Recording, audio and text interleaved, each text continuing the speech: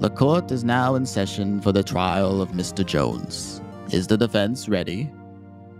Okay, Phoenix, it's the last possible day you can defend your client. The autopsy report shows the victim, Barry Graves, was killed by a single hit on the head from a rock. A rock covered in blood with the defendant's fingerprints on it was found at the crime scene where he was arrested. There's also photographic evidence of the defendant hunched over the dead body. And he was wearing a white t-shirt with the words, "I love beating people to death with a rock," printed on it. Things aren't looking great. I have no exonerating evidence, but we have to power through and hope the prosecution makes a mistake. Your Honor, both me and my psychic teenage protege, who occasionally takes the form of her older sister, who is also my deceased mentor, are ready to defend our client. Yes is enough words, Mr. Wright. Is the prosecution ready? Yes, Your Honor. Very good. Jesus Christ, what is that accent even supposed to be? That, my dear boy, is the sound of class and money. Something a lowly rookie defense attorney like yourself wouldn't be familiar with.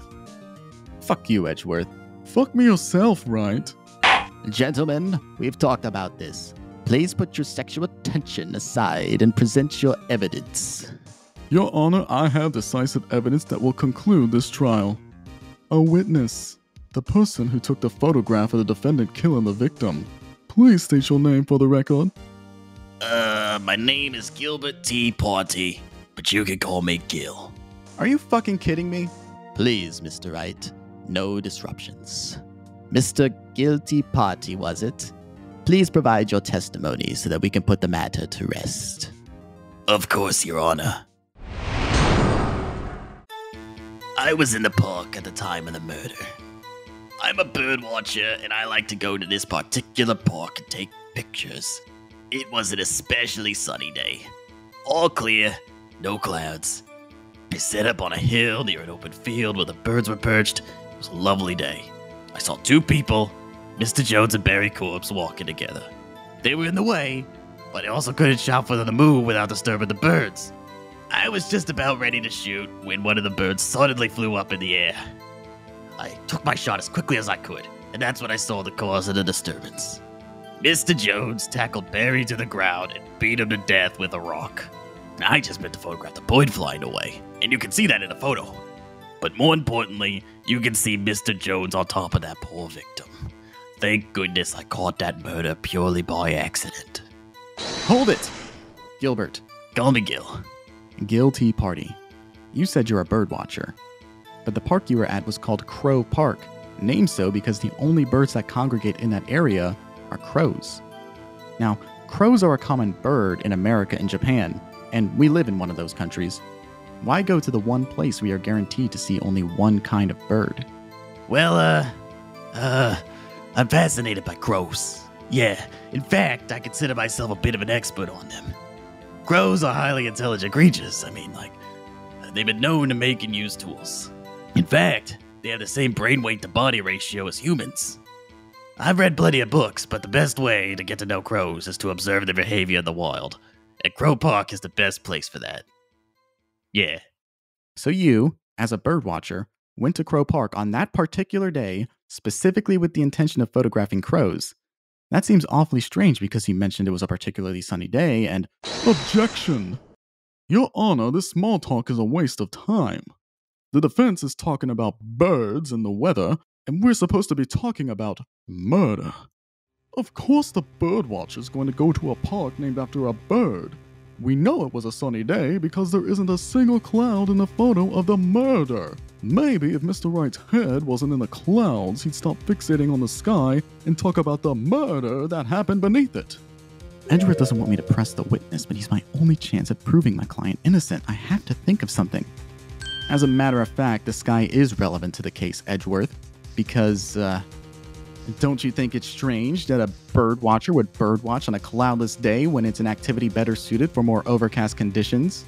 Maybe you're better suited for bird law, bird brain. Gilbert. Call me Gil. Guilty Party. Oh shit. Oh no. Guilty Party may be a lousy bird photographer. Hey!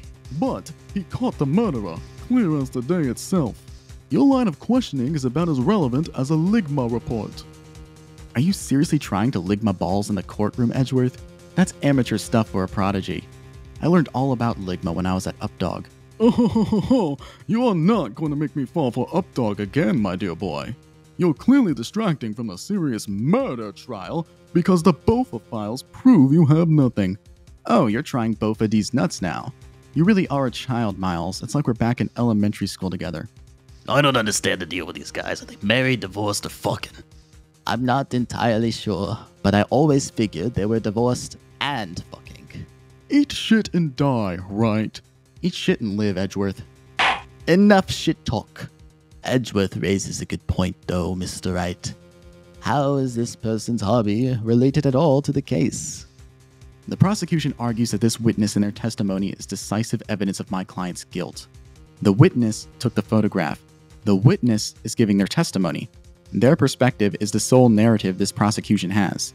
I have a right to scrutinize it. He was taking pictures of birds from a considerable distance. It was a bright day outside. He wasn't aiming at trees, but an open field. These aren't optimal conditions for bird photography, but it is basically the perfect setup to shoot a murder. Almost as if the witness knew something was going to happen ahead of time. I think the witness is framing the defendant. Objection! That's a ridiculous claim. Do I need to remind you that the defendant was wearing a shirt that literally says, "I love beating people to death with a rock"? That's crucial evidence. I have a Smashing Pumpkins shirt, but that doesn't mean I smash pumpkins. Nor does it mean that I agree with any of Billy Corgan's political views. Make sure that is also on the record. I'm not wearing a shirt under this robe at all. That wasn't helpful at all, but thank you, Your Honor. You're welcome. The prosecution is right that the shirt is crucial evidence, but it doesn't prove my client's guilt. It exonerates him. Explain. The autopsy report confirms the victim died from a single blow to the head, and a rock was found on the crime scene with the victim's blood on it. That must have been a heavy blow. A lot of blood must have been spilled. Gross. And yet, not a single drop of blood was found on the shirt that was collected for evidence. Impressive considering the mess the blow made. Objection! The defendant could easily have moved out of the way after striking the victim. Take that! Except that you can see in the photograph that the defendant is on top of the victim. But this doesn't change the fact the rock was used to kill the victim. And nobody else was in that field. You can see that in the photograph the witness took. The killer has to be in that photograph. The killer is in that photograph. And then who is the killer? The crow. Objection! What the fuck? You're looking at the picture wrong. The picture doesn't show the defendant tackling or attacking the victim. It shows them on top of the victim. The crow dropped a heavy rock on top of Barry Corpse's head. He falls over and the defendant goes to the ground to see if they're okay. He finds the rock on the ground next to their friend and picks it up to discover it has blood on it. Nobody sees the crow drop the rock from above because it's so bright outside, and oh, eat a dick, right? I'm sure you'd love to see that, Edgeworth, but the only thing anyone is going to eat today is crow. You're suggesting some dumb bird acted maliciously and murdered a man. What motive would it have? You should have paid attention to that conversation about crows earlier, Miles. As Gil explained earlier, crows are quite intelligent. They've even been known to use tools. As for the motive, maybe we can ask Gil. He's the bird expert. I don't know that much. Birdwatch is just a hobby. But you mentioned earlier that you're an expert on crows and read a lot of books on the subject. You didn't lie on a stand, did you? Well, Gil, could you tell me what a group of crows is called? A murder. A murder of crows. Or should we say, murder by crows? Gil, you mentioned that crows are highly intelligent. Do you think that they could be trained to drop a rock on someone, killing them? Your Honor, I believe that our crow expert here killed Barry Graves. Gilbert wasn't... Me, Gil. Guilty party wasn't in the park because he was counting crows. He trained a crow to kill someone. Isn't that right, Gil? One bird in your hand was worth two in the bush. I mean field. Objection! This is purely conjecture. You have no proof. And what's your proof? Guilty party is a passionate crow enthusiast who is terrible at bird watching but great at accidentally photographing crime scenes. But you haven't identified the motive. How are we supposed to believe anything you say when you haven't even established the motive? Of course the witness has a motive. The victim was Suggandese. Suck on these. Wait, no! Suck on these nuts, boy! Mr. Wright, are you not aware of your responsibility as a defense attorney? This is a murder trial, and you are not helping your case by thoroughly murdering the prosecution like this in front of everybody. I did it. What? I confess, I did it. I did it. I murdered Barry Corpse. I framed Mr. Jones. And I used a crow to kill a guy. And if I have to hear one more bird pun, I'm going to kill myself. You got me. I did it. Okay? Fuck. Oh, okay. Well, in that case, the court finds the defendant not guilty.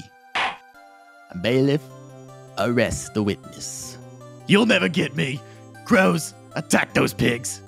Oh my god, the crow's got a gun! Get down! Don't you get out of the way! Justice is served. Looks like I'm on top again, Edgeworth. God damn it! I thought I had you pinned. You switched up on me again, Phoenix. One of these days, I'm going to top you. While the sexually frustrated gays please vacate the courtroom.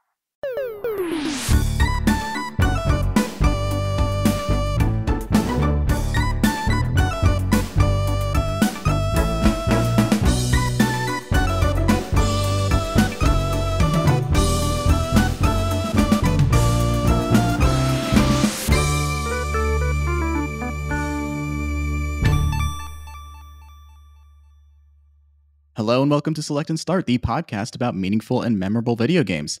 I'm your host, Keifer, and every episode I bring on a guest to talk about a video game that made an impact on their life. I have a wonderful guest with me today. They are a longtime Twitter friend and also the host of Talking Trek to You. It's Kev Koeser. Kev, how are you doing today? I'm doing great. Excited to enter the courtroom. Yeah. Law, fun, great. It's really exciting for me to have you on because this is a game that I actually played for the first time through you.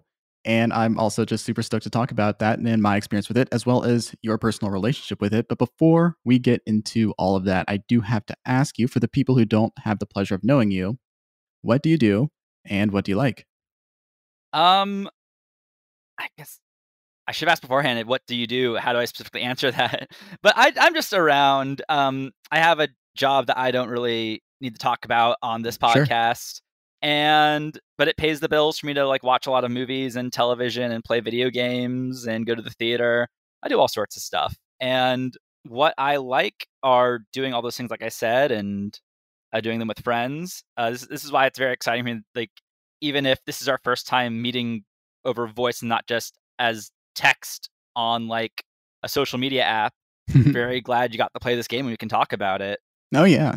I guess specifically video games that I like, I tend to go towards either very crunchy platformer or difficult contained experiences, like your Metroids or your I don't know, Celeste is a recent one I really loved, or for more narrative, pure narrative stuff like this game or Oxenfree or things like that. Yeah, so this will be very fun. Yeah, for sure. Now, you've talked about this a little bit. You post a lot about movies. You do a podcast about Star Trek. Mm-hmm. With all of that, would you say that you're primarily anything like television, movies, games? What would you say is your main poison? It's changed over the years. But when I was a kid, I was a huge gamer. That was pretty much all I did. Games and watching some cartoons. Now I've sort of shifted to more movies. I would say it's movies first, TV barely behind it second, and then reading sort of in between, and then video games a little more distant fourth. I try to keep up with stuff as much as I can still these days, but I play a couple games a year at this point. But the ones I do, I make sure to pick them well, and they all are great experiences. No, for sure. And I don't blame you for that. And the whole point of the show is to get as many different perspectives and experiences as possible. I've had people who are still relatively new gamers. I've also had published authors on literally the book of gaming. So varying levels of experience. I don't feel pressured by that at all. But I would also empathize with it a lot because gaming is such a time-consuming hobby. And on top of that, talking about gaming and editing a podcast about gaming can be such a consuming hobby. So that's why lately I've been gravitating a lot towards movies over the last few years because they are very consumable and digestible. And there's a lot that you have to sit with and go through with a game. As much as I love that, and there's so many different types of games, I totally get it.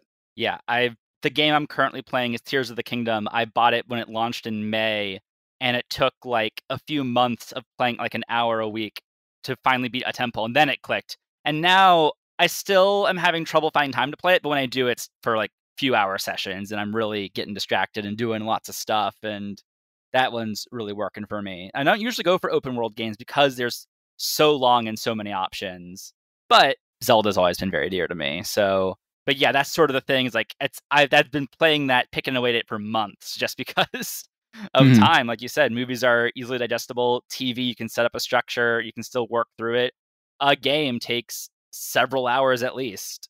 Yeah, I mean, I was actually kind of surprised by the length of Phoenix Wright Ace Attorney because I'm not super familiar with the visual novel genre, as an example. I was immersed in it. It was very much like the experience of like watching a long form television show, so that didn't bother me at all. But it is just like you can be surprised how long a game, even like a straightforward gameplay wise one, can take to beat.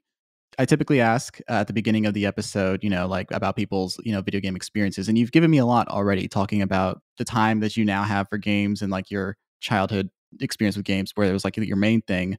Let's try and fill that in a little bit. Yeah. No community in the world likes to gatekeep more than the gamers. So we do have to check your gaming credentials here at the top. I'm going to make you take the video game bar exam, so to speak. Let's talk about your childhood history of video games. Who or what may have gotten you into it, your relationship with it as it's changed through the years and you've gotten older and more into movies, et cetera, et cetera. What is your portrait of a gamer? Of course. So my dad bought an NES in college, and he still had the NES when I was born. So by the time I was like 5 or something, I was like plugging in Mario Bros, Legend of Zelda, Castlevania 3. Those are the 3 I remember the most. I think he had several other games, but none of them really clicked with me as much as those 3. Games I never really got far into, but I mean, I was like 5 and 6. I was just picking up the controller and goofing around with it. It really kicked off when my parents got me and my brother an N64 for Christmas. I think it was a couple years after it came out. Yeah, it would have been Christmas '98. I would have been 6 years old. And yeah, it came with Ocarina of Time and Mario 64, and I really got hooked then. We bought a lot of games for that console. Some of my favorites are the big ones like Banjo-Kazooie and Diddy Kong Racing. There's a little less known one called Mischief Makers that I loved. And Star Fox 64 is still one of my favorite games. And I thanks to virtual consoles and things like that, I will still pick that up every once in a while and just play through it just because it's so fun. And yeah, so like N64, buying a lot of games, renting a lot from the local video store, which still existed back then. And we were pretty much a Nintendo family my whole life. Just because pick one and we want the one that plays Mario, Zelda, and Smash Bros. On. So when I was much younger, annoying about this, and now I'm whatever. But yeah, I still have only really bought Nintendo consoles and played Nintendo consoles outside of stuff I can play on a PC. But yeah, GameCube, Wii U, and now I have my own Switch. Now I'm living on my own. And the handheld stuff as well, like Game Boy Advances, to the DS line. So that's where like I know most of the video games I've played from. There's a lot of variety on Nintendo consoles throughout the years, so I've gotten a good taste, I think, of a lot of different kinds of games.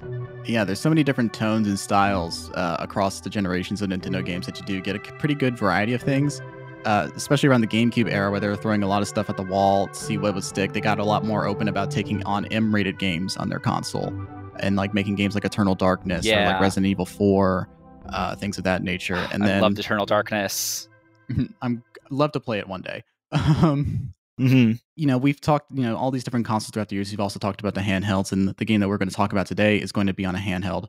What would you say is your favorite console overall, if you had to pick one? I know you talked a lot about the Nintendo 64 too, but wanted your take on it.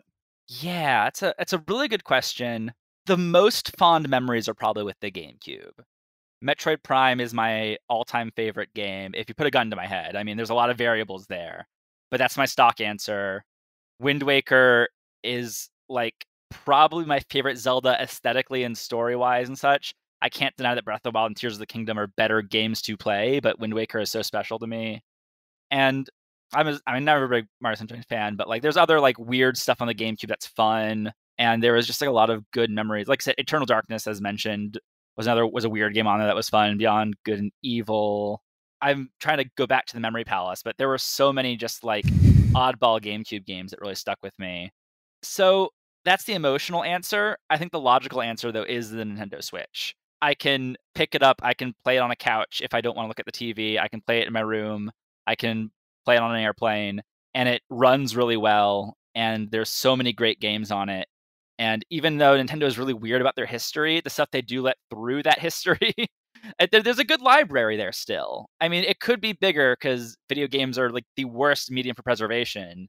But as it stands still today, it's a great library. You can play most of the notable games on the Switch from the last like several years.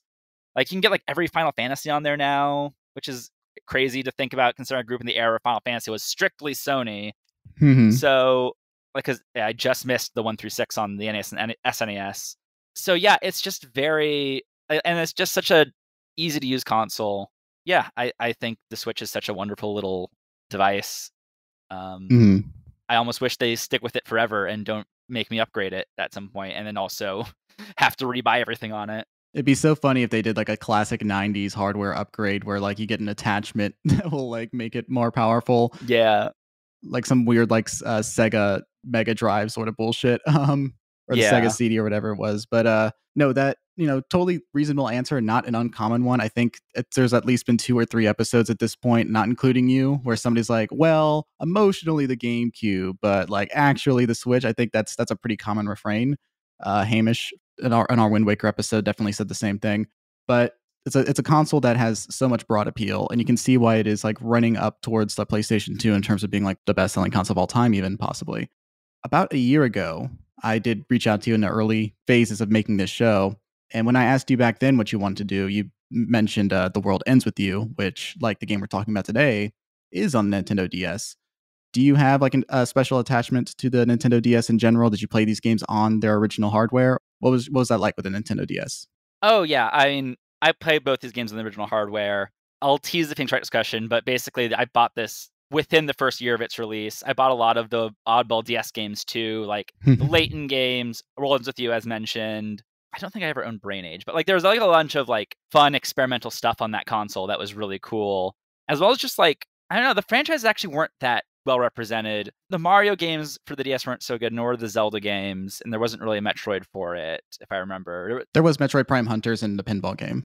Yeah, okay, those weren't great. But the Super Metroid 2 remake for the 3DS is what I was trying to get to. But, like, I did play a lot of DS. I own, actually, they're probably not with me. They're probably at my parents' house, but so many DS games. And I wish I could have a better memory of, like, what some of the other really fun ones were. But, yeah, there was just, like, a lot of, like, weird, like, again, sort of, like, oddball, not really franchised, fun stuff on the DS that I played.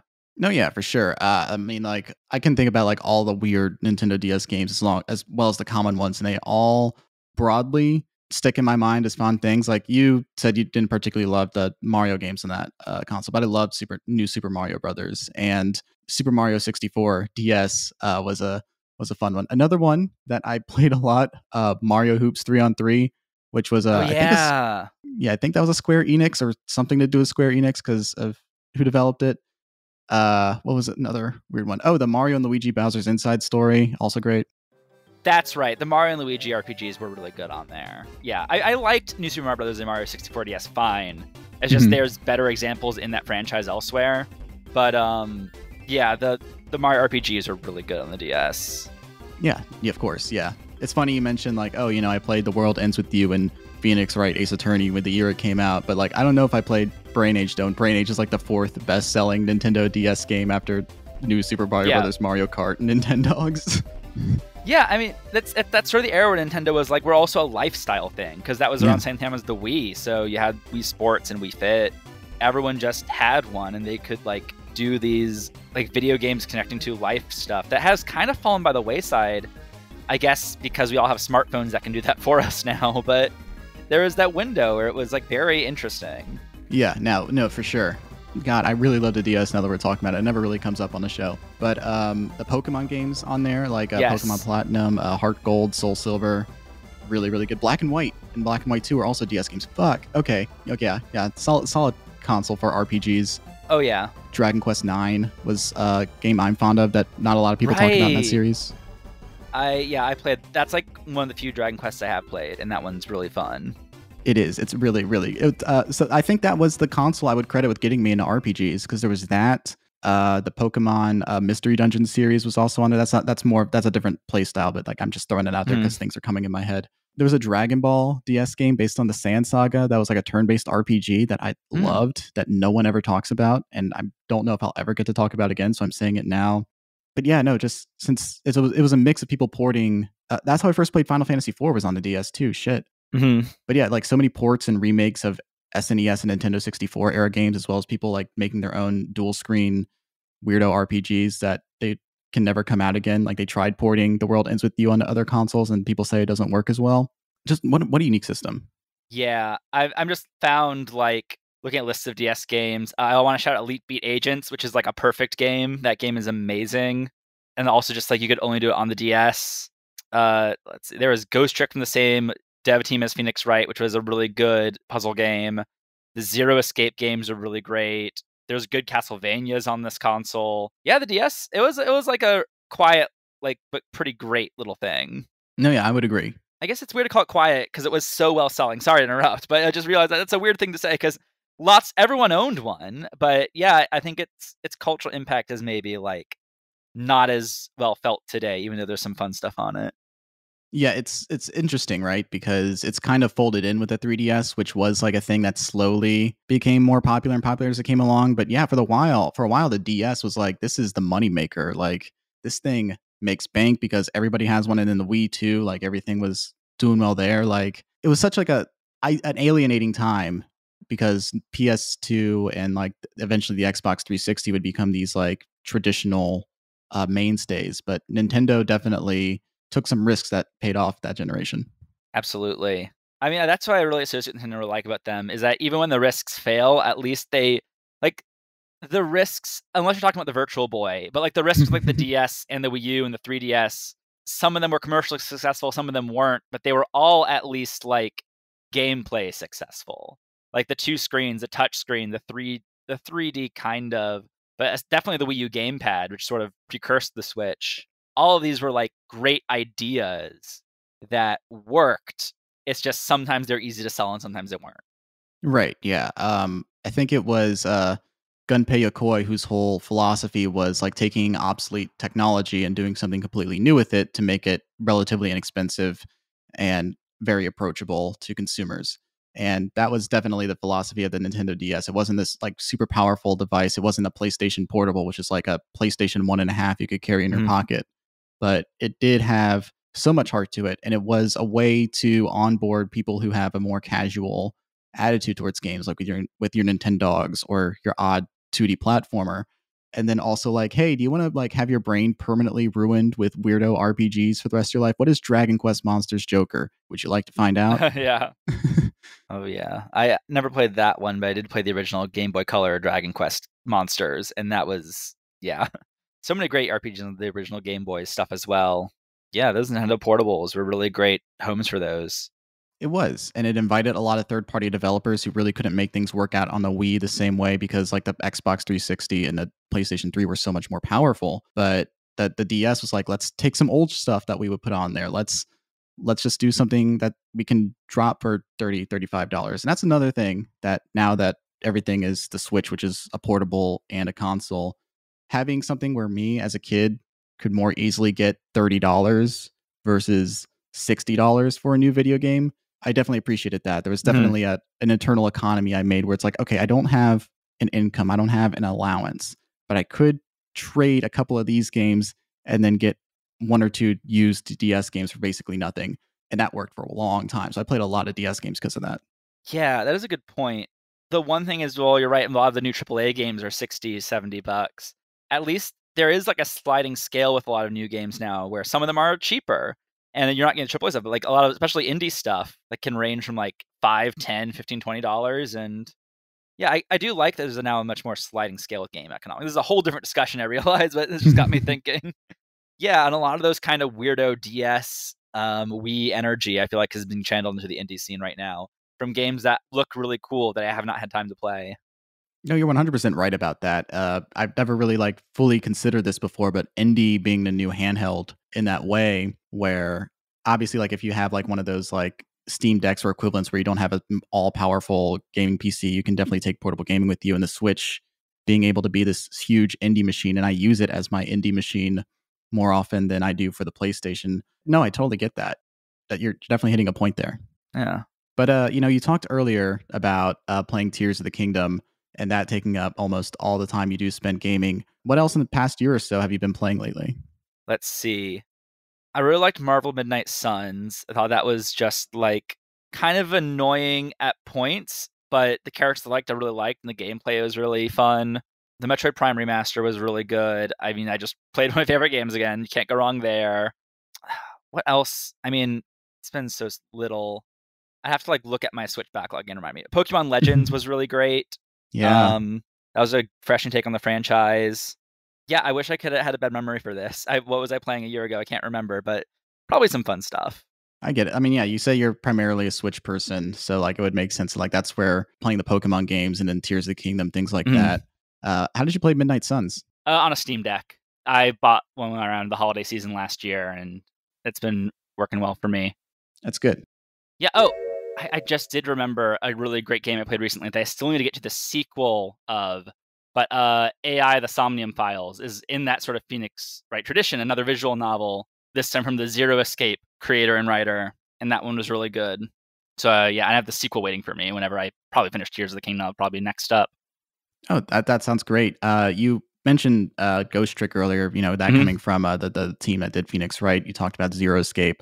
And obviously Ghost Trick is not necessarily a visual novel. It's a completely different kind of thing. But, the other things you mentioned are kind of adjacent to that. I'm not going to get in the whole, like, what is and isn't a visual novel thing, because the website database for visual novels is constantly arguing about this. And they call Phoenix Wright a borderline entry into that. Mm-hmm. But do you have a fondness for visual novels? Yeah, and I think it started with this game. But, like, I love, like, a game that it's like a great story I'm experiencing with a little bit of interactive element.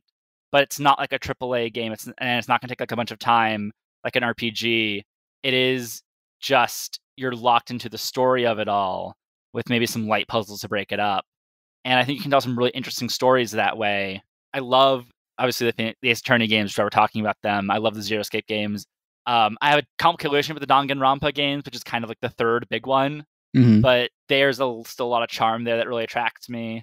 And there's so many good indie ones that I haven't even touched, but just these like story first and not in an Uncharted way, which I have no beef with, but would love to play someday. Honestly, I think they're still PlayStation locked though, but in a like not this is a movie, but more book-like in nature. I think you can tell just such deep and interesting stories through that medium. Yeah, no, you're totally right there. Quick aside, because you mentioned, things being Steam locked or not, PlayStation locked or not. There are now a few of the PlayStation exclusives on Steam, which I think may go great with your Steam Deck. So like you could play Spider-Man on that. And Uncharted, I don't think so, because I think it's only 4 in the Lost Legacy. So it's kind of like jumping into like the 4th entry of a movie at that point. But The Last of Us on there. So if you are trying to like find some onboarding into Sony stuff, I think the Steam Deck would be a good vector for at least the big ones. Yeah, that's awesome. I'll definitely look into that. Yeah. And there's also other ways where people can do things with their Steam Deck that are funny, but I can't legally advocate for it. Yeah, no, in terms of like back on the visual novel conversation, it's always been a genre I've been like super curious to jump into. I've been curious about Phoenix Wright for at least the better part of 13 years. Mm-hmm. Whenever there was at least like Flipnote Studios on Nintendo DSi, because a lot of the fan animations on that thing would be using Phoenix Wright models. And that was like what drew me to the series and tried to figure out what this thing was about. And since then, I've been fascinated. But until last month, I never actually played the games. And now I'm just curious, like, now that I've played Phoenix Wright, this first one, what other, entry level things would you say would be like the next logical thing to play? I mean, if you played this first one, you almost certainly bought the trilogy. So I would say play the next 2 as well. Of course. I'm playing second run right now. Oh, nice. I'm really happy. The Ace Attorney series was like very locked to the DS consoles for the longest time. And I think recently they've become more widely available. I think like the 5th and 6th ones also made it to iOS, but that's kind of a weird way to play them. So that they're doing the second trilogy pack where it's 4 through 6 is really good. And there was the Great Ace Attorney, which finally brought those 2 Japanese-only 3DS games over to America for playability. I definitely did not find some way to play that first one with the fan translation. No, sir. This franchise is becoming almost entirely available now. I think what's after that next second trilogy gets released, I think all that will be missing are the Miles Edgeworth spin-offs, which the first one was only for the DS, and the second one is only for the DS and also Japanese only, and I definitely haven't played that with the fan translation. Sure. So yeah, but basically just keep going with Ace Attorney. It's really good. And I mentioned Zero Escape before, and that's also like a very different tone from Ace Attorney, but very good. I don't want to say what kind of story it is almost. It's kind of like people get trapped in a setting and there's watches attached to them that are going to explode. That's already almost saying too much, but yeah, it's sort of escape the room puzzles as they work through this thing that they're exploring with life or death stakes. And then the story takes a lot of turns over the course of 3 games. I really recommend going as blind as possible, but that is another, like, it's escape the room puzzles instead of like whodunit mysteries, but otherwise it's that same sort of like great writing, great characters, sort of visual novel goodness. That'd be my big recommendation. Ghost Trick's a little more puzzly, but that's like another great story, and like I said, like a very much in tone with the Ace Attorney games. Hotel Dusk was a really good DS game that I don't know how available it is now, but that was also a really good story-based game. I think we were talking, I batted out Oxenfree as a possibility for this podcast. Well, I think you said you've played that one, right? I haven't played Oxenfree yet, but it comes up pretty often.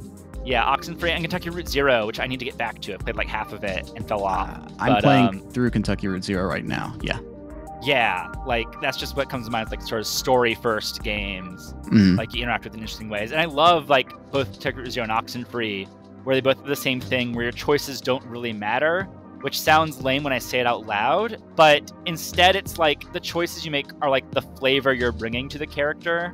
Like with Kentucky Route Zero, it's more just like, at least as far as I know so far, it's more just like color and doesn't like, oh, I want to say this, and so I feel like I've said it.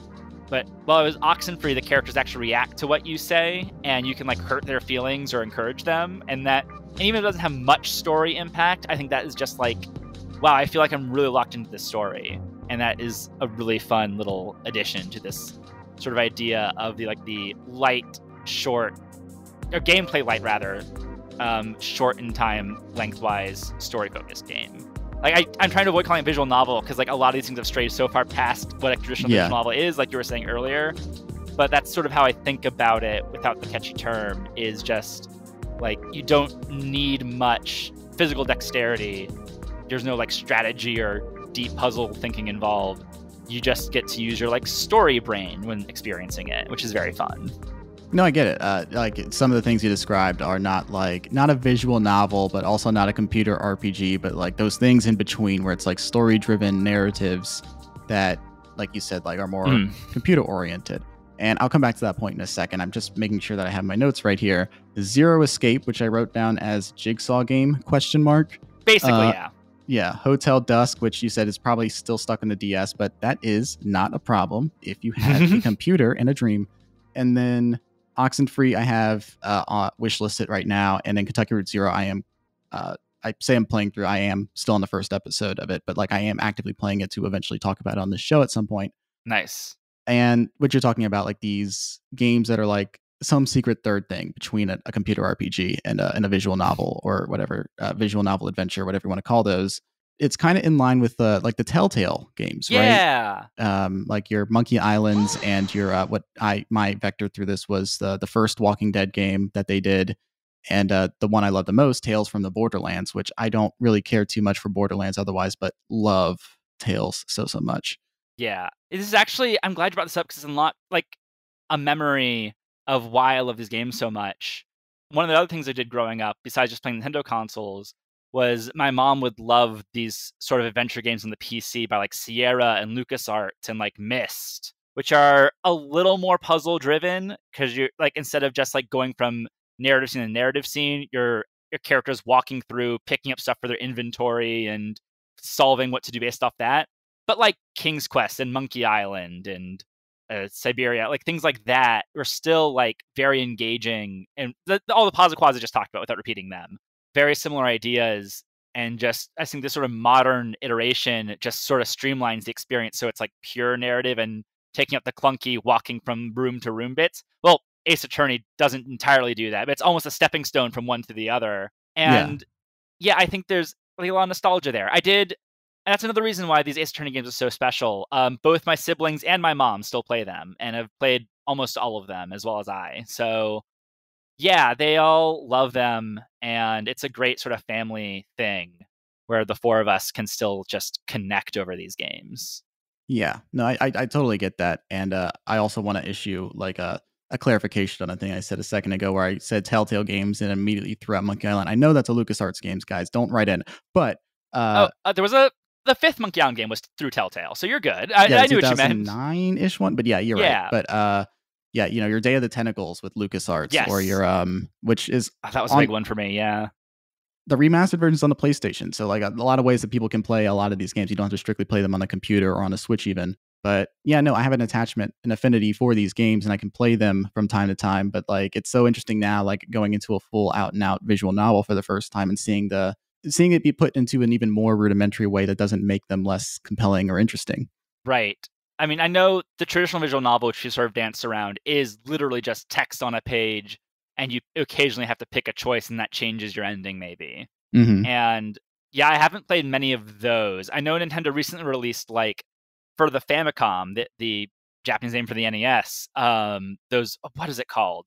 But like, they remastered some of the very old classic NES visual novels and put them on Switch. And they're available in America for the first time. I want to say Mystery Club or something like that. Like Famicom Detective Club, I think is what yes, they were that's called. what it is. Yeah. And I'm interested in checking those out. But yeah, it's a very long genre with a long tail that I think, yeah, these sort of modern ones sort of blend the best parts of that with your Monkey Islands and Day of the Tentacles and King's Quests, and sort of create something that is a hybrid of gaming and story. It's all very fun. Oh, very soon I'm going to start playing Baldur's Gate 3 because me and my siblings are going to do like it's a classic D&D campaign. We're going to play it together. Okay. So I have it bought, I have it downloaded, and we're going to start meeting weekly to play through it as like a group, like we're a D&D group. Legit. But I think that would be fun. That sounds like a lot of fun. I'll have to avoid all the sex scenes, but other than that, yeah, that'll be really great. Yeah, a separate save file just to have the sex scenes in Baldur's Gate 3 would be a really good bit. We talked about a lot of games that mean a lot to you. We gushed about the Nintendo DS. You talked about some games like Oxenfree and AI and Kentucky Route Zero. Before we get into the main event here, are there any other games you want to shout out as personally meaningful to you before we talk about Phoenix Wright? I briefly mentioned Metroid Prime as my gun to my head favorite game, and I remember that was the first thing I asked about, and you said it was unavailable, which is fine. I'm glad someone else loves that game too, and honestly, I think I'm glad I got to pick this one in the end of the day. But yeah, I love that one. I think I pretty much hit all of my other video game highlights. Mega Man, Zero Escape, Xenoblade. I mentioned Tales of the Game briefly before. Tales of Symphonia is a huge game for me. Yes. Probably the game I've played through the most times, at least in terms of that size. Me and my brother would, like, every few years when we were growing up together, from the ages of, it came out when I was 11 and I left the house when I was mid-20, 27. So we must have played it through like 4 or 5 times every few years just to play it again. Because it's such a, I see the seams in it, game, especially as I got older, but I don't know. I love that story. I think the gameplay was pretty fun and the characters really meant a lot to me. I mean, it sounds like you've played it, right? When you had that reaction? Yeah, no, I played it because my brother had it on the GameCube years ago and he went away for a while, but like his games were still at the house. I was like, I'm going to play this, and it made an impression. Yeah. So my super cool being non-binary backstory, I mean, one of several factors, but definitely Colette was like a female character who I was like, why do I feel attached to this person? That's not right. I'm a guy. And it took several years to unpack that feeling.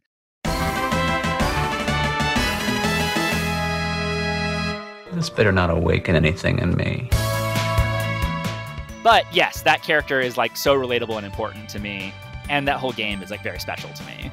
Yeah, no, it's a very, like, I got to go back and play it as an adult because as a kid, I didn't really get to appreciate the full nuances of it. I was just like into the aesthetics of it and the art style and the fact that the main character was voiced by Robin from Teen Titans. Oh, yeah. Yeah, Scott Menville. I have to go back and revisit that, especially with your, through the queer lens, so to speak. Yeah. I mean, I don't think there's much of a queer reading to do. I just really liked that character, and it made me question things because I was a guy. And of course, a cis guy can relate to a female character. Sure. But that's just like, I credit it, at least in my mind, as like the first little like push of the boulder down the hill. So yeah, that's another like one of several reasons the game is special to me.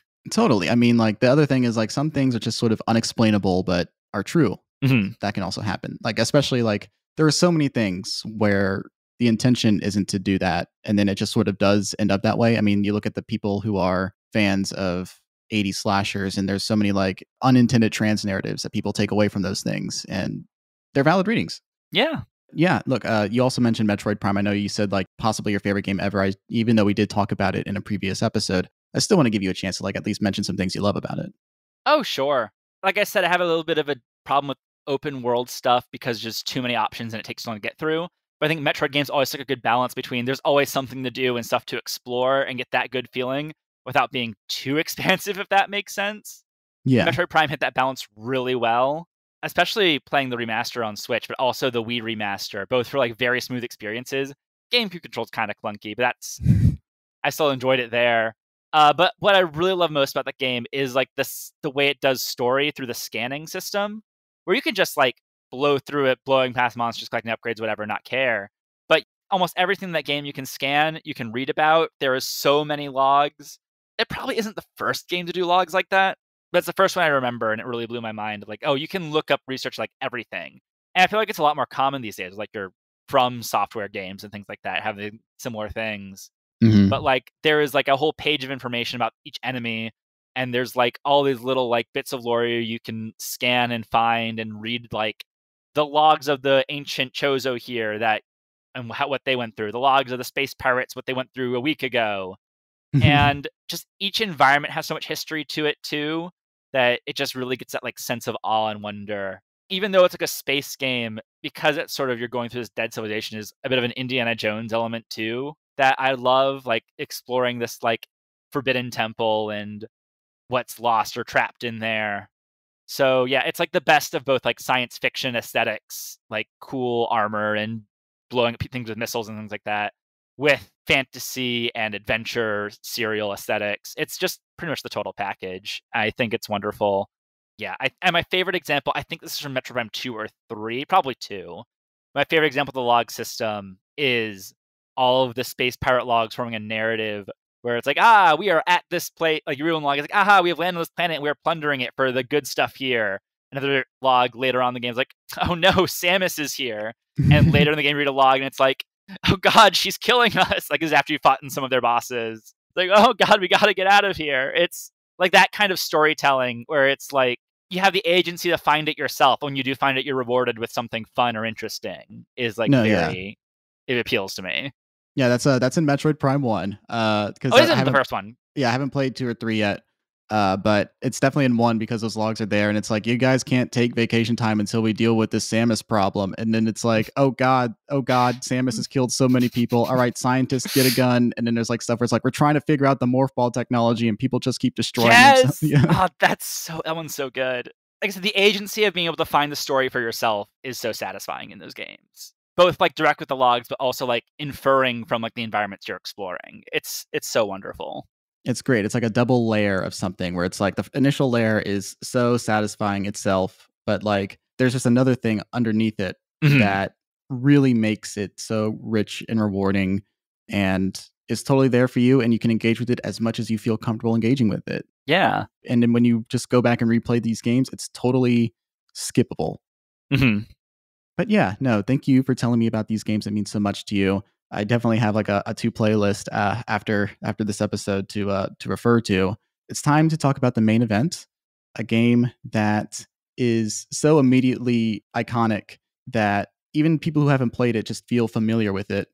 And it is Phoenix Wright, Ace Attorney.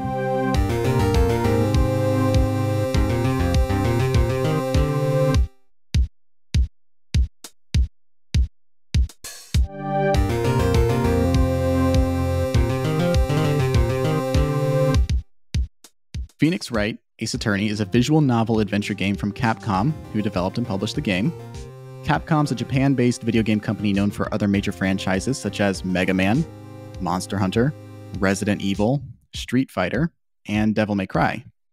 This is the second Capcom game I've covered on the show. The first was Resident Evil 4 with Eric from Soundtracker.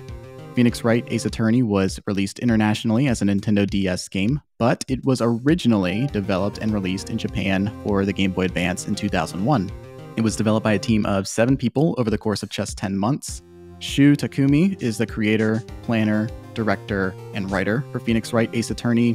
He previously worked on the Dino Crisis series at Capcom, and Shinji Mikami, who was sort of the director of the first Resident Evil game, and also the director of Resident Evil 4, sort of the brainchild of that, was a producer at Capcom and was so impressed with the work that Shu Takumi did previously working on Dino Crisis. He directed the second game after Mikami directed the first Dino Crisis game. He said, "You have a few months, make a video game. What do you want to do? Here's your team, make a video game." And that game ended up being this game, Phoenix Wright Ace Attorney.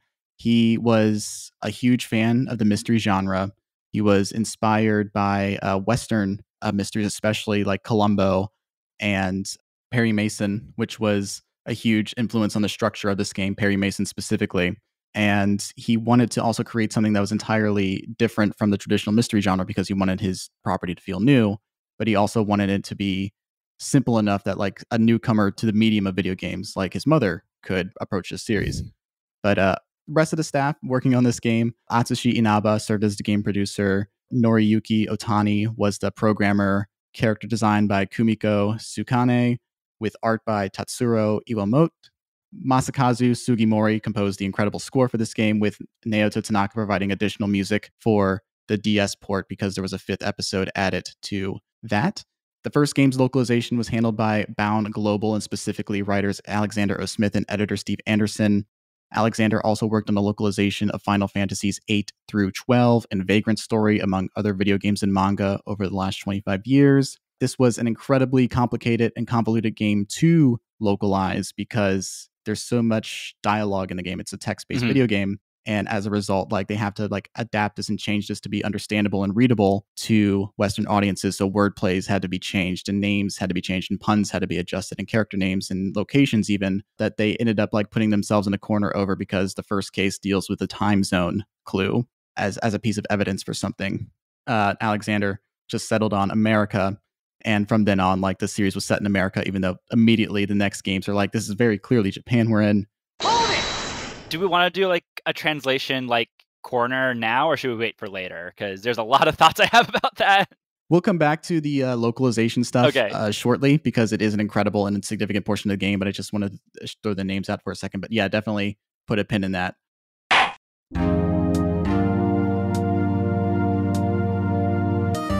The story of Phoenix Wright Ace Attorney, very quickly, is set in Los Angeles, Japan, in the distant future of 2016. In this future, the backlog of court cases becomes so massive that trials are limited to 3 days and are solely determined by a judge, no jury.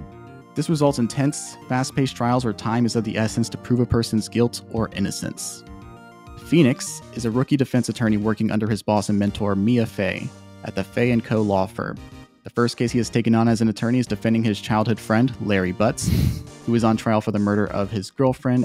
After successfully defending Butts in court, Mia congratulates Phoenix and expresses that she sees a promising future for him. Unfortunately, Mia's own future is cut short after she is murdered in her office. Her younger sister, Maya Fey, a 17-year-old medium in training, is arrested after a note is found on the scene with her name on it. Phoenix takes on the case to prove Maya's innocence and faces off against Miles Edgeworth, a young and already successful prosecutor, and his former friend. Shenanigans ensue. A lot of shenanigans. This is only the second case, and the game has 5 cases. As for the gameplay, Phoenix Wright is primarily a visual novel adventure game with some point-and-click elements. Gameplay is divided into 2 segments, investigations and trials. During investigations, the game incorporates point-and-click gameplay. Though you are a lawyer, you end up investigating crime scenes and talking to witnesses and characters connected to the trial in some way to gather clues and make sure that you can build a case to defend your client. During trials, you listen to testimonies and examine the evidence gathered during investigations to find contradictions from the witnesses brought in. While listening to witness testimonies, you can cross-examine them, which includes pressing them for further details in order to find contradictions or lies in order to get your client a not guilty verdict. Presenting wrong evidence results in penalties. After accumulating enough penalties, you lose the trial and have to restart from your last save point. So don't lose. Thrilling stuff. And of course, throughout the game, the cases escalate in complexity and length, further challenging you, the player. Phoenix Wright, Ace Attorney, was released in North America in 2005 on the Nintendo DS. Other games released in 2005 include Advance Wars, Dual Strike, Animal Crossing, Wild World, Castlevania, Dawn of Sorrow, Devil May Cry 3, Dante's Awakening, Killer 7, Mario Kart DS, and 2005 also remains our most covered year on the show. Other games released in 2005 include Pokemon Emerald, Resident Evil 4, Star Wars Battlefront 2, and The Warriors. Before we move forward, Kev, have you played any of the games I just threw out? I mean, Mario Kart DS, of course. There were so many. Resident Evil 4 I have played.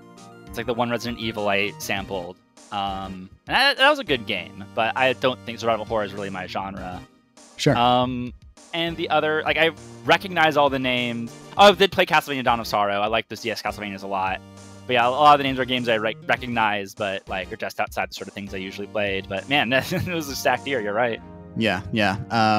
There's a reason why this is considered like one of the big video game years, and a lot of people are around our age. Yeah. So it's like a lot of these games just coming out at the same time.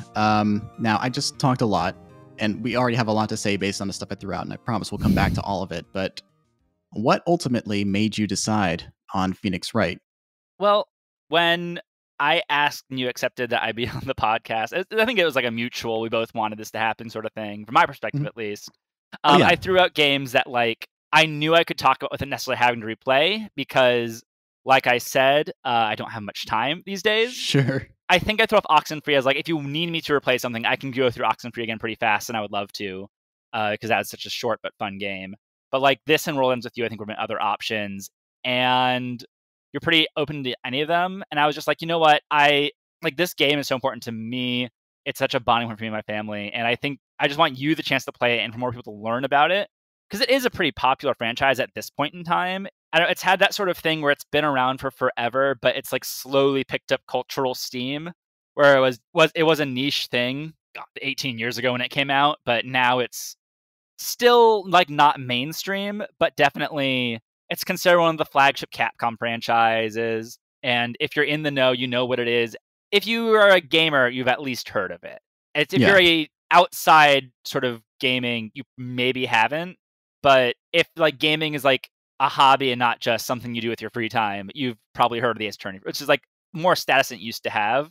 But I always want to spread the good word about it. I think it's such a wonderful series, and like it's doing very fun things. So I just thought I had a lot to say about it, and I want to always let people know about it.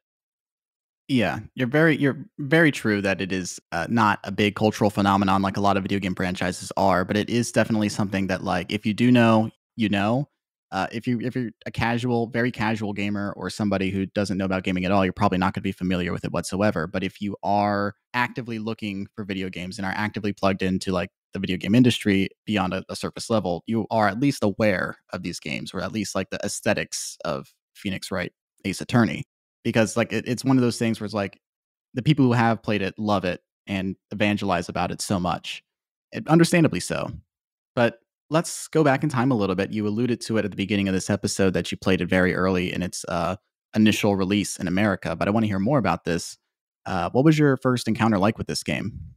I think it was just like seeing it get a favorable review in Nintendo Power and buying it at the store. And like, yeah, I can't remember exactly where it was.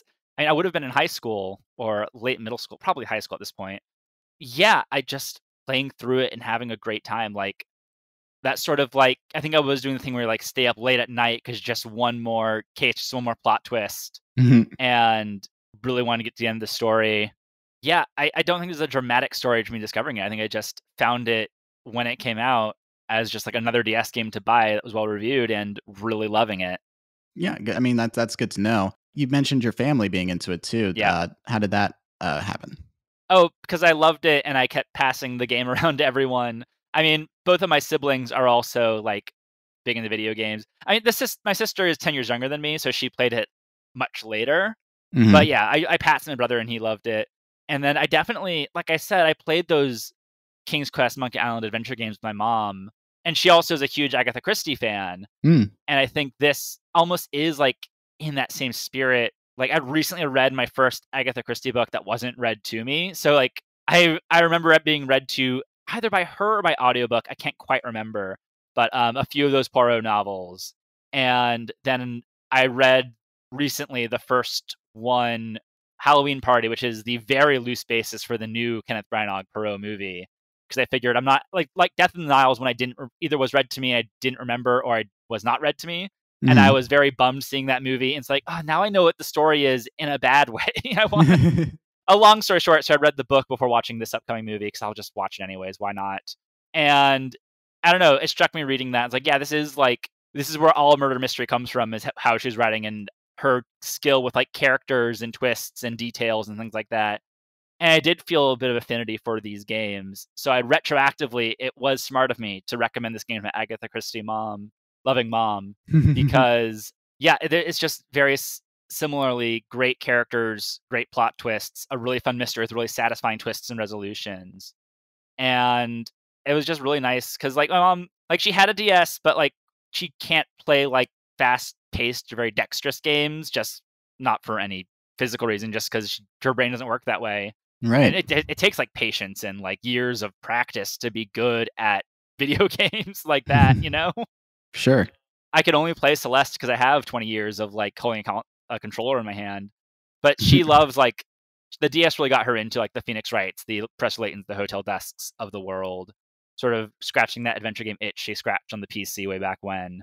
Yeah, I think she has her own Switch now. We'll still occasionally pick it up for these kinds of like the similar genre we're talking about. Yeah.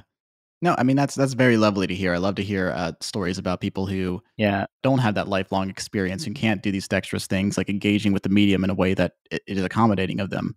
And especially since like Takumi designed this game with like his mom in mind, like it's just.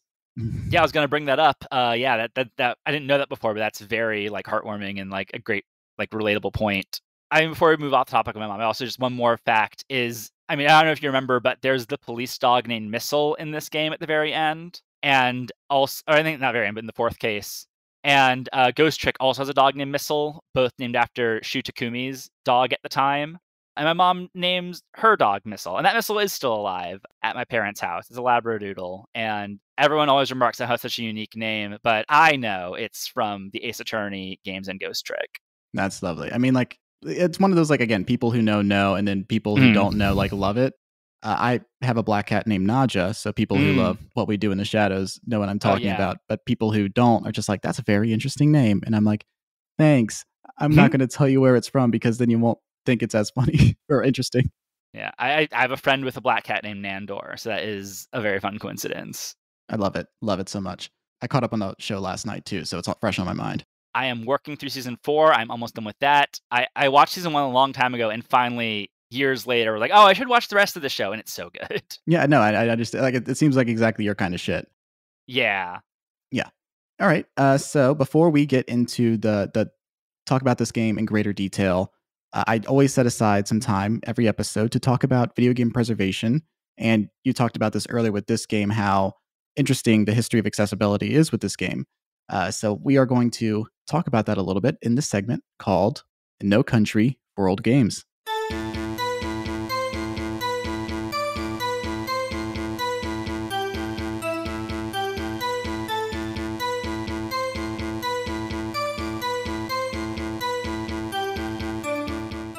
So for those of you interested in checking out this series, let's go over the way that this game has been available over the years and find out where it is now.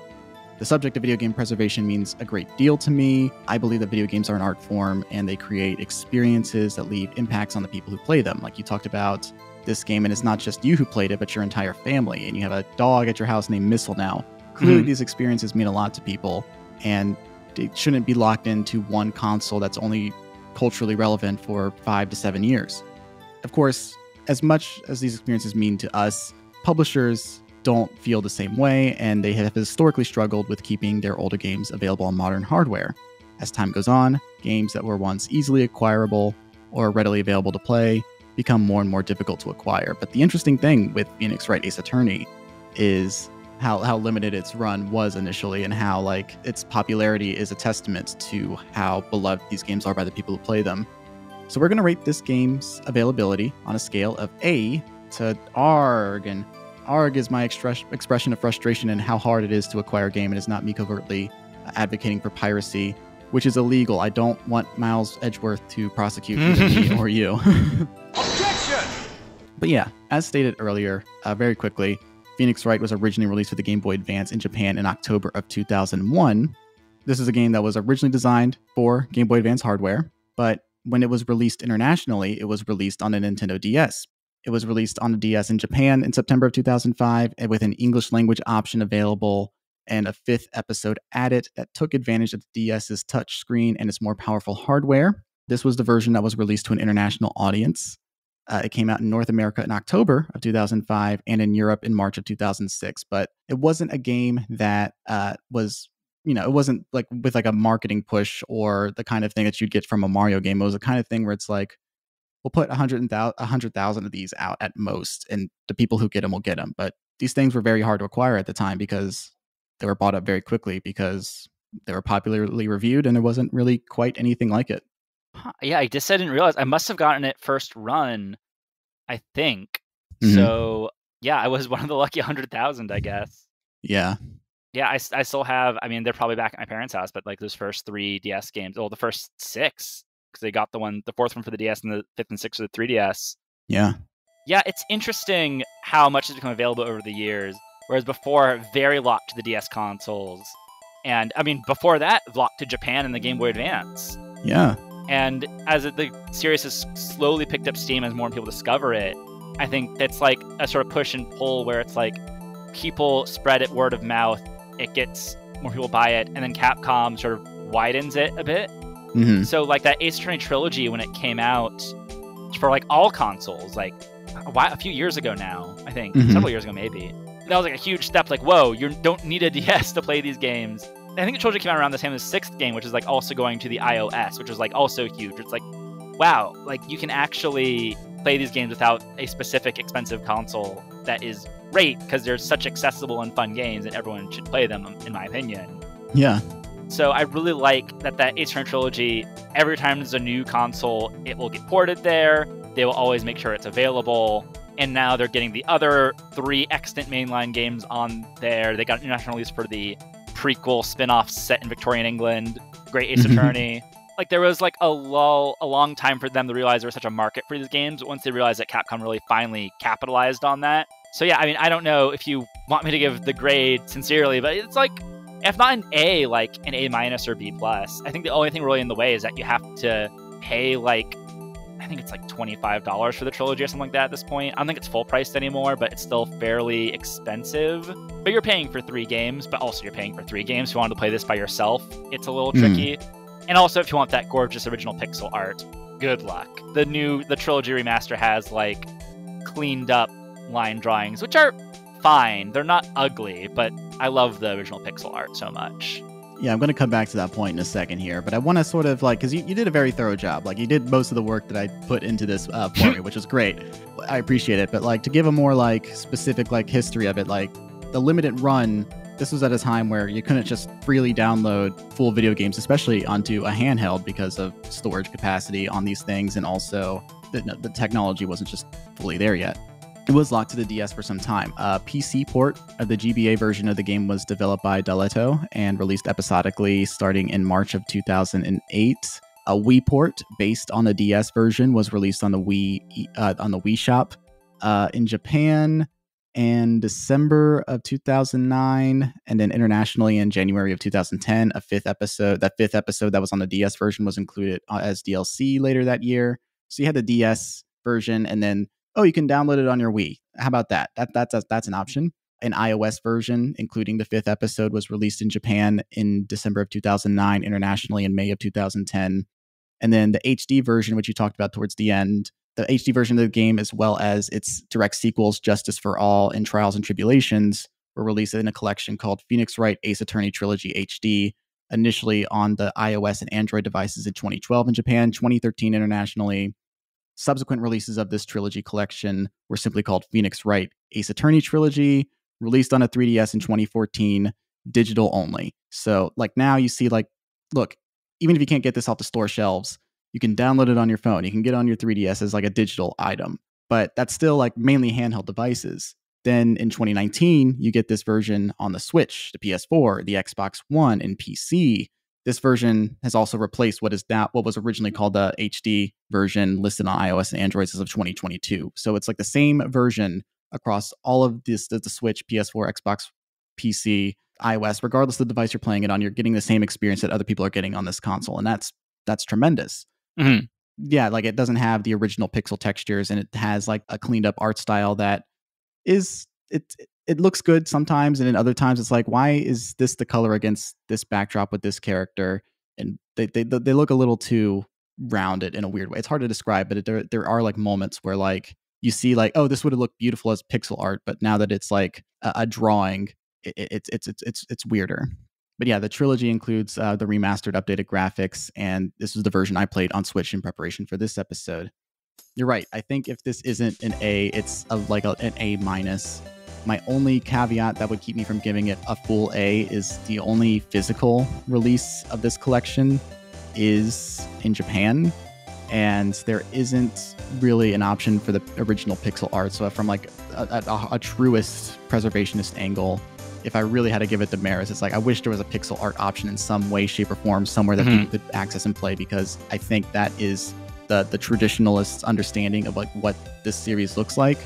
But ultimately, it's good that these games, with the translations that people are familiar with, and the text and the core experience has been preserved and is available to play in at least one way, shape, or form. So tremendous work.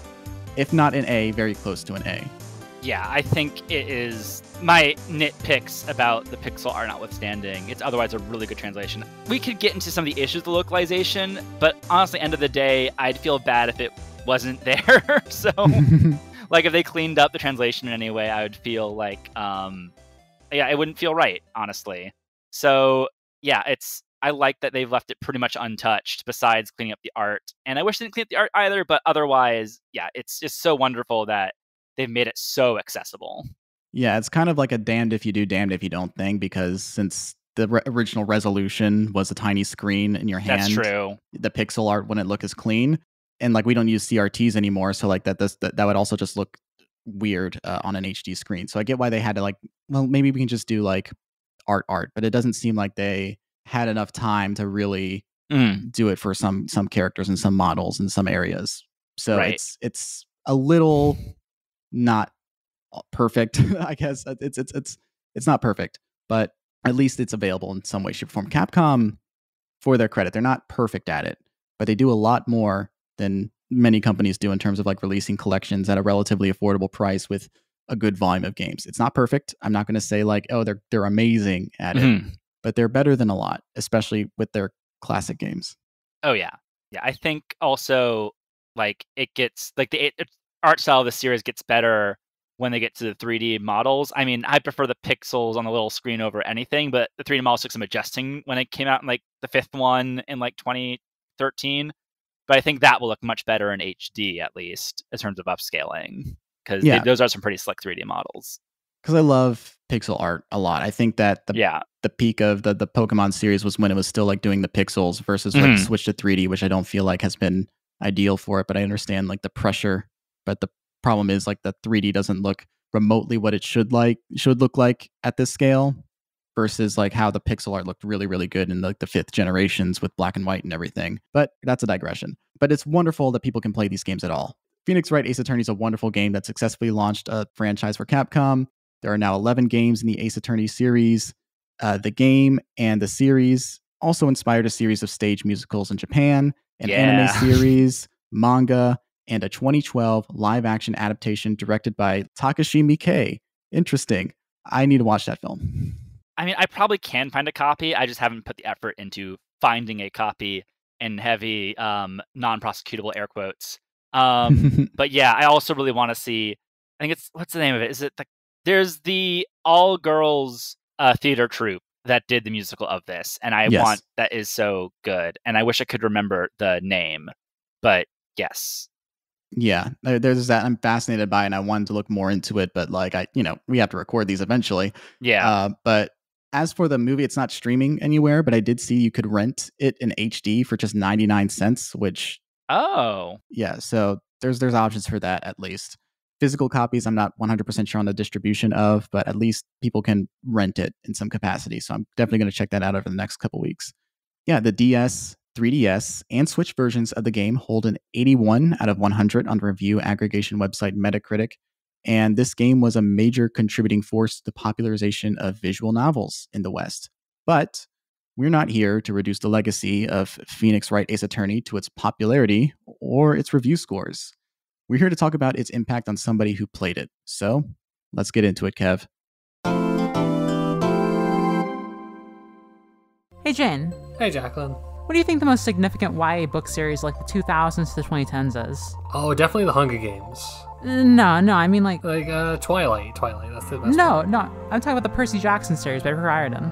I've not heard of those. If I wanted to listen to a funny podcast about those, what would you suggest? Well, I would recommend Unwise Girls, which you and I host. This is a podcast where we reread, analyze, and frequently joke about the books of the Rick Riordan verse.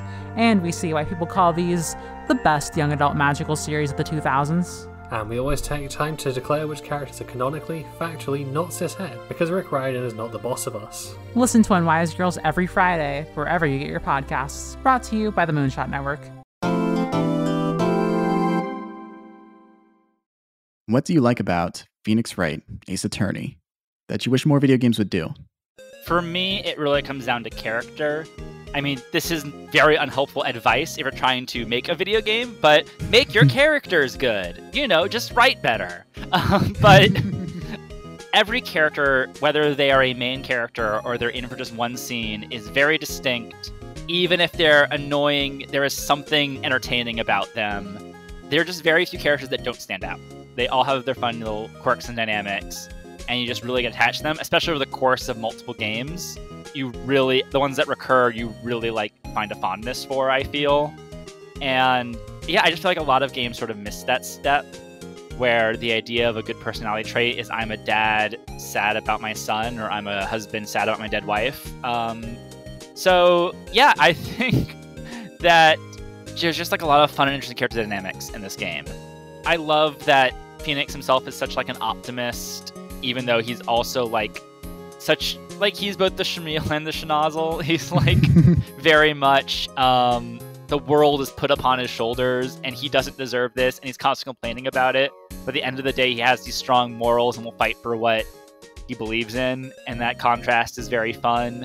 The fact that he is so put upon and depressed for most of these games means that when he finally gets in the gear and gets very excited about because he knows what to do and confident, that always hits so hard, and that is just wonderful dynamic. And then of course you have the nominal antagonist of this game, the sad boy Edgeworth, who goes through such a character arc and journey. He's basically the second most popular character in this franchise, and he's just great as well. The very cold, cool demeanor with all the cracks under the surface and the sad boy backstory. That is the one time I'm in favor of being a sad boy, is that he is such a well-developed character from the jump. But they're all great. I could go on and on about all the other smaller characters that I love, but yeah, it's character first with these games. They're so well drawn. Yeah, it's such a good balancing act too, because as the player, you have to feel the tension to solve these murders. There's a pressure on you, and that pressure feels legitimate on you on an interactive level.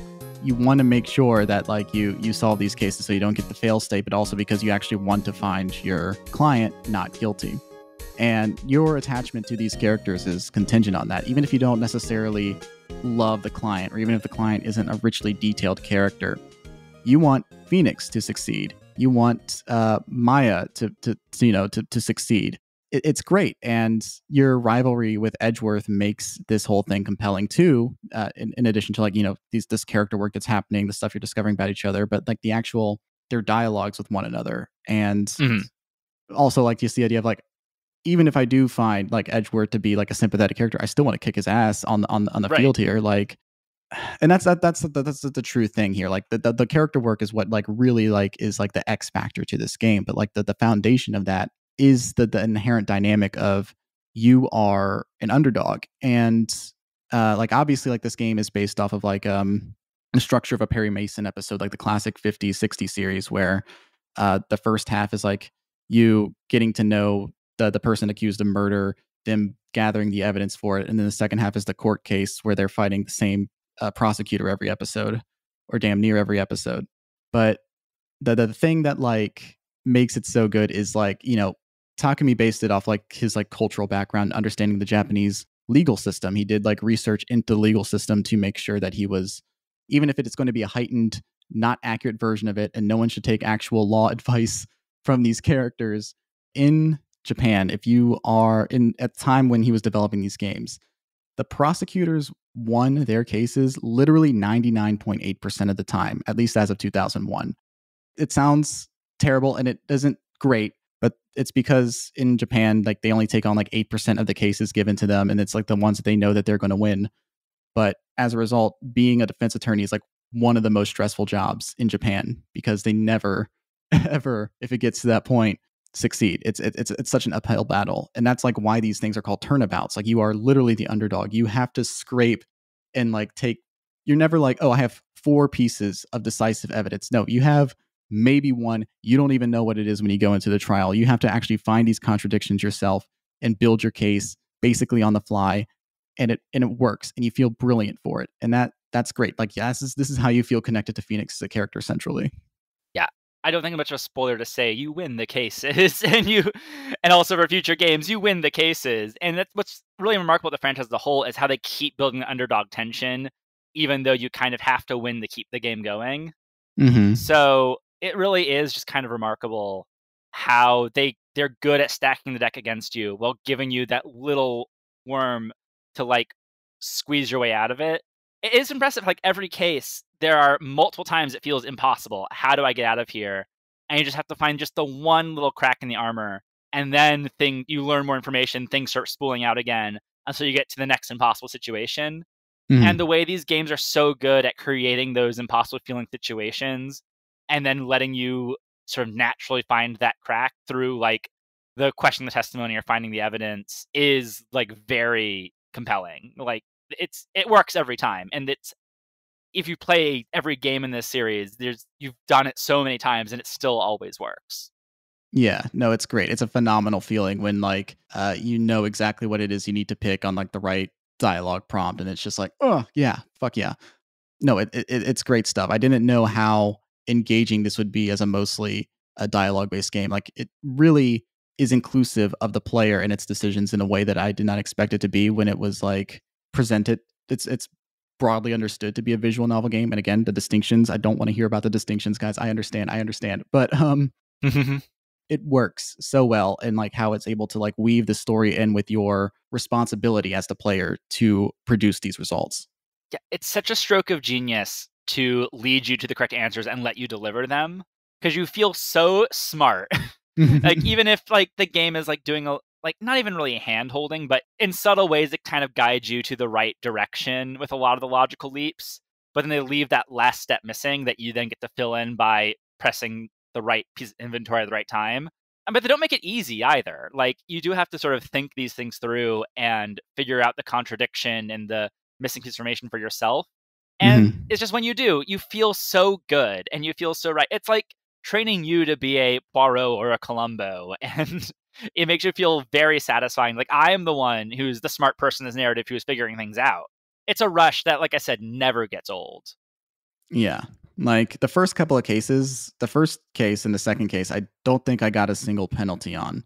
But like I still felt like that strong thing. Like it does still effectively in a narrative make you feel like an underdog, because even when you do click the right prompts, there's always like Edgeworth's like, well, you fell right into my trap, Phoenix. Yeah. That kind of stuff. Like it still like makes it. And I understand like, and they play it just enough times so it doesn't feel like bullshit it happening, because it's like, I basically won. No, it's still so engaging, and the twists and turns are genuinely like, what the fuck? So it doesn't feel like completely unfair that they throw that at you. It's good. Yeah, I think early on they make you feel like an underdog because they say that the prosecution sometimes forges evidence. But I think that only comes up really early on. I don't know how often that is through its first game, but it's a smart card to play about making an underdog feel good at first. but they wisely back off because they did that every trial. It would feel like, oh god, they just made up evidence again. It would feel like a cheap sort of way to pull it out. Mm-hmm. So what I like, maybe this is more applicable to future games, but I like how the prosecution keeps finding new ways to sort of mess with you and like make things seem more impossible. So it always feels like new ways you're stuck in little narrative corners that you get to work your way out of. Right. And that's a great point. Because like again, like if they were like actively cheating, it'd be one thing. But like and we can fully call this like the spoiler area moving forward, because if you're this far along in the episode, it's all story. This game's all story.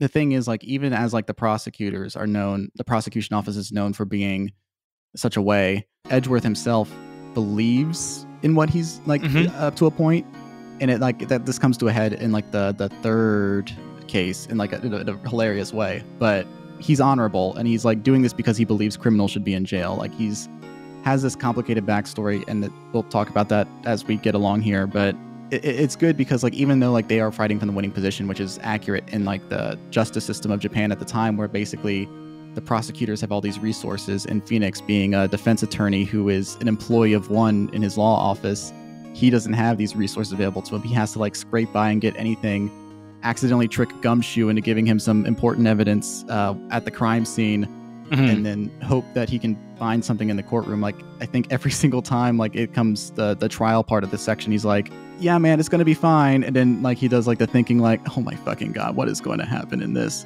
Right. Yeah. It's a format that always works, where Phoenix himself doesn't even know where it's going, and unless the player is like a super genius or has played it before, you don't know where it's going.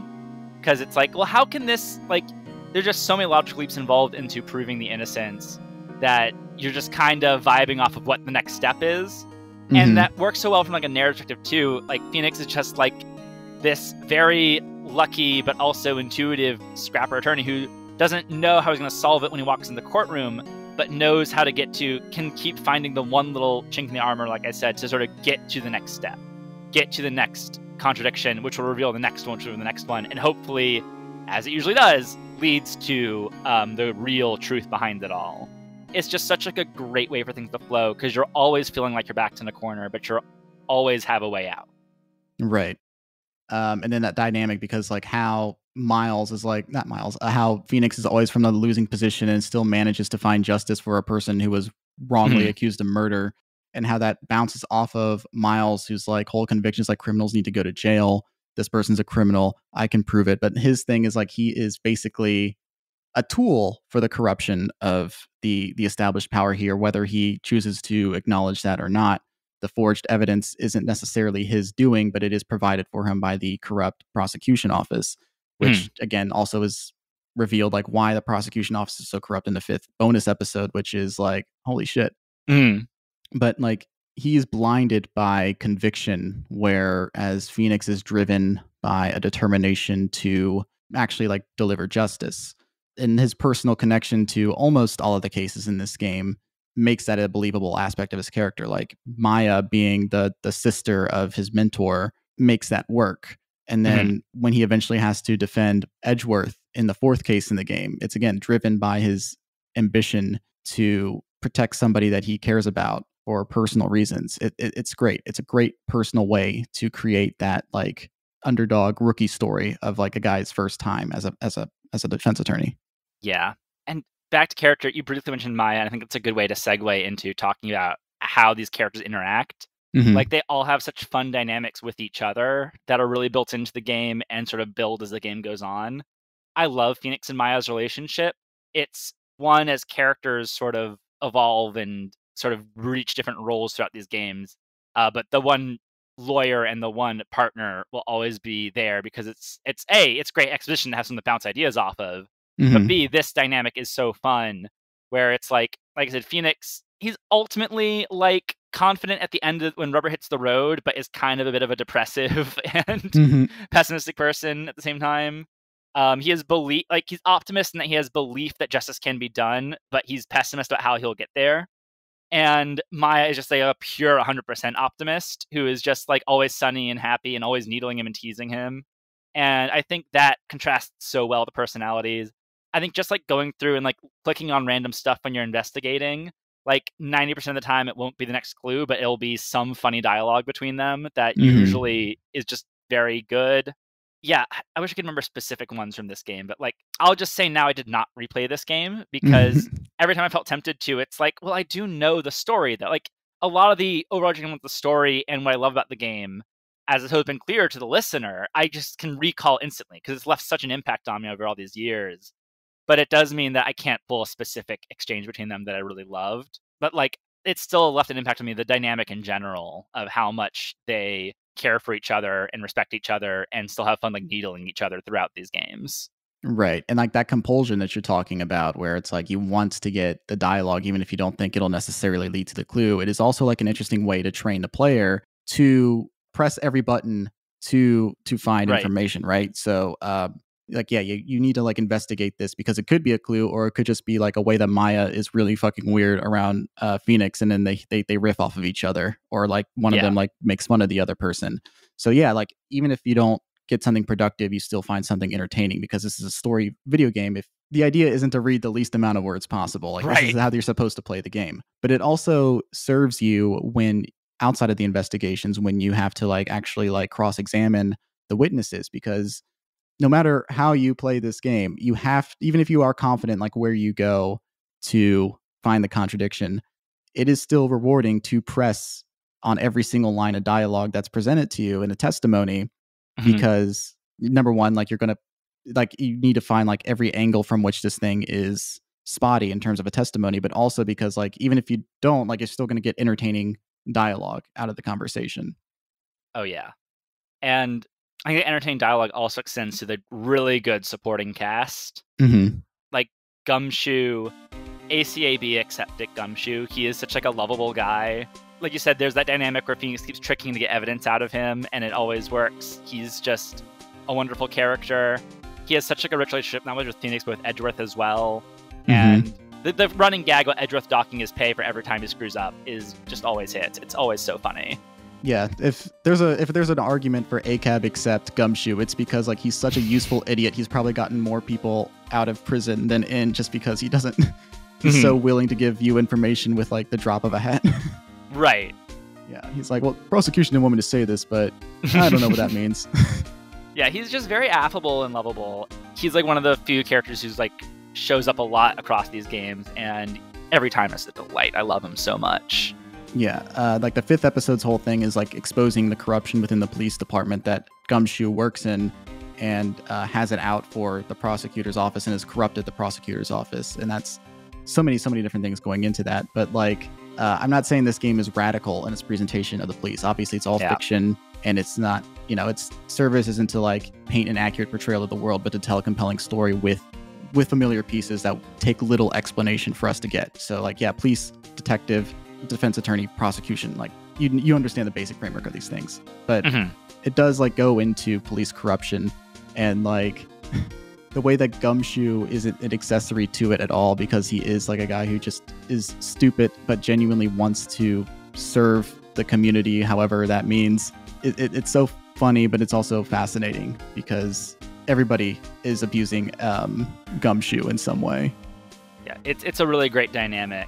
I think you're right. You can't really do like a modern radical reading on it, but there is enough acknowledgement of like corruption in, like it's just like Tales all the time, a great classic theme of like corruption in authority. And I think this game is like enough of a distrust of authority that it doesn't feel like it's really objectionable either, the way some media plays nowadays. Sure. So yeah, I think it hits a good balance there, unintentionally, of course, but still. It has good morals at the core of it, I guess is what I'm trying to say, which is always very nice. Yeah, it's archetypal. Like, again, like you're not going to like extract meaningful politics out of it that you can extrapolate into the real world, but it gestures at things. It's not trying to say like, you know, the police are unquestionable and prosecutors are unquestionable. It is very humanist, and it's like, no matter what a system is, it is still going to be run by people, and people are fallible. It's interesting that like Takumi's takeaway from him actually observing real world court cases in contemporary Japan was, the system is pretty unfairly stacked against the defense. That's a very compelling angle and a really heroic position to be in, to defend somebody who has everything stacked against them and like literally rising from the ashes. Oh yeah, absolutely. And going off of that, like, the rising from the ashes thing, obviously we gestured at this earlier, the localization for this game and how crucial it is to our Western understanding of what this series is, because it makes so many non-literal changes, but in a way that is still in service of the overall story. Like, his name doesn't literally translate to Phoenix Wright in Japan. Like, that is a choice to convey character in a new way. So like all the rise from the ashes stuff, that is like creation, but it is still thematically significant and important and in service of the story that it is. So like you said that you had a lot to say about the localization stuff. Do you want to go into that now? Yeah, I think the one issue is the America thing just doesn't make any sense.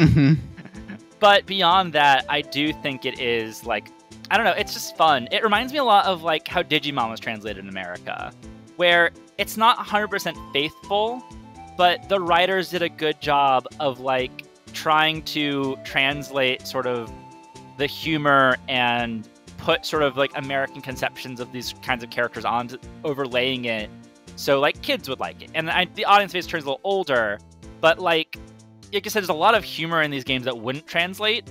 So I think the injection of humor that does, I think, really helps. Yeah.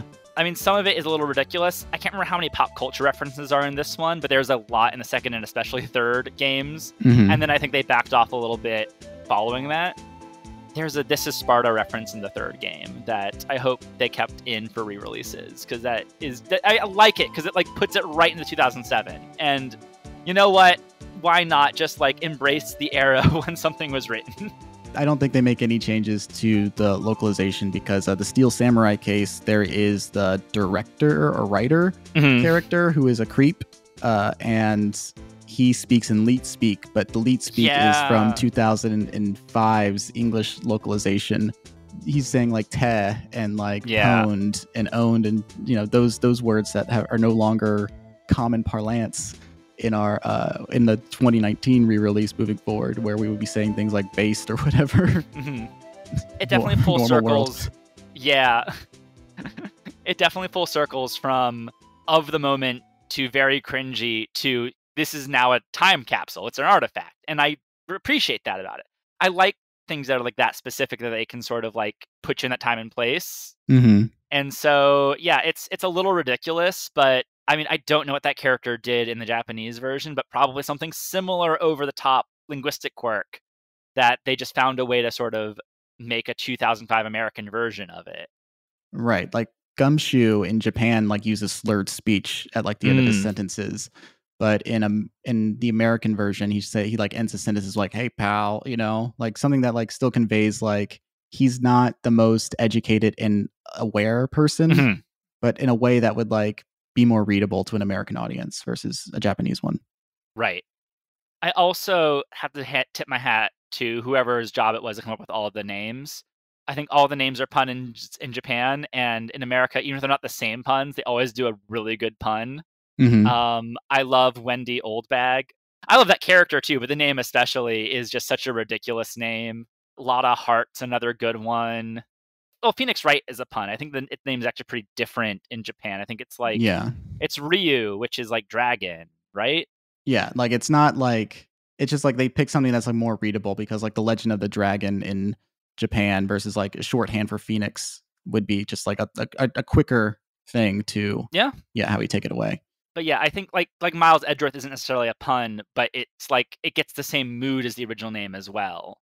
Like, I think a lot of these names are good. They're also just great names. I really like how people are named in these games. The pun names are very fun, and like the more serious main characters get like legit names that are well written. It's just underappreciated art, I think, to all this.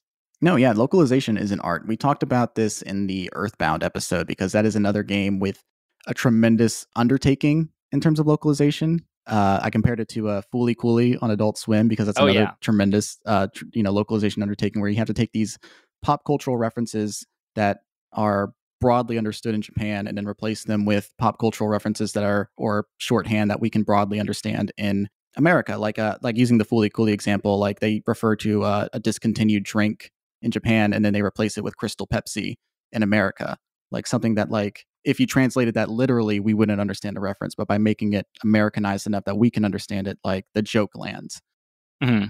And they do that really effectively here, where, I mean, you could say that they went too far in a few places regarding, like, changing ramen to burgers, because in America, like, those things, like, it was like a couple years out from, like, things taking off in terms of the common Americans' understanding of Japanese culture and cuisine and things like that. But I think overall it works really well. And then the people who translated them in the subsequent games did a really good job doing a yes and leaning into like the mistakes, not mistakes, but like lack of foresight, knowing where the games would go afterwards, and to making it like a transformative thing rather than something to its detriment.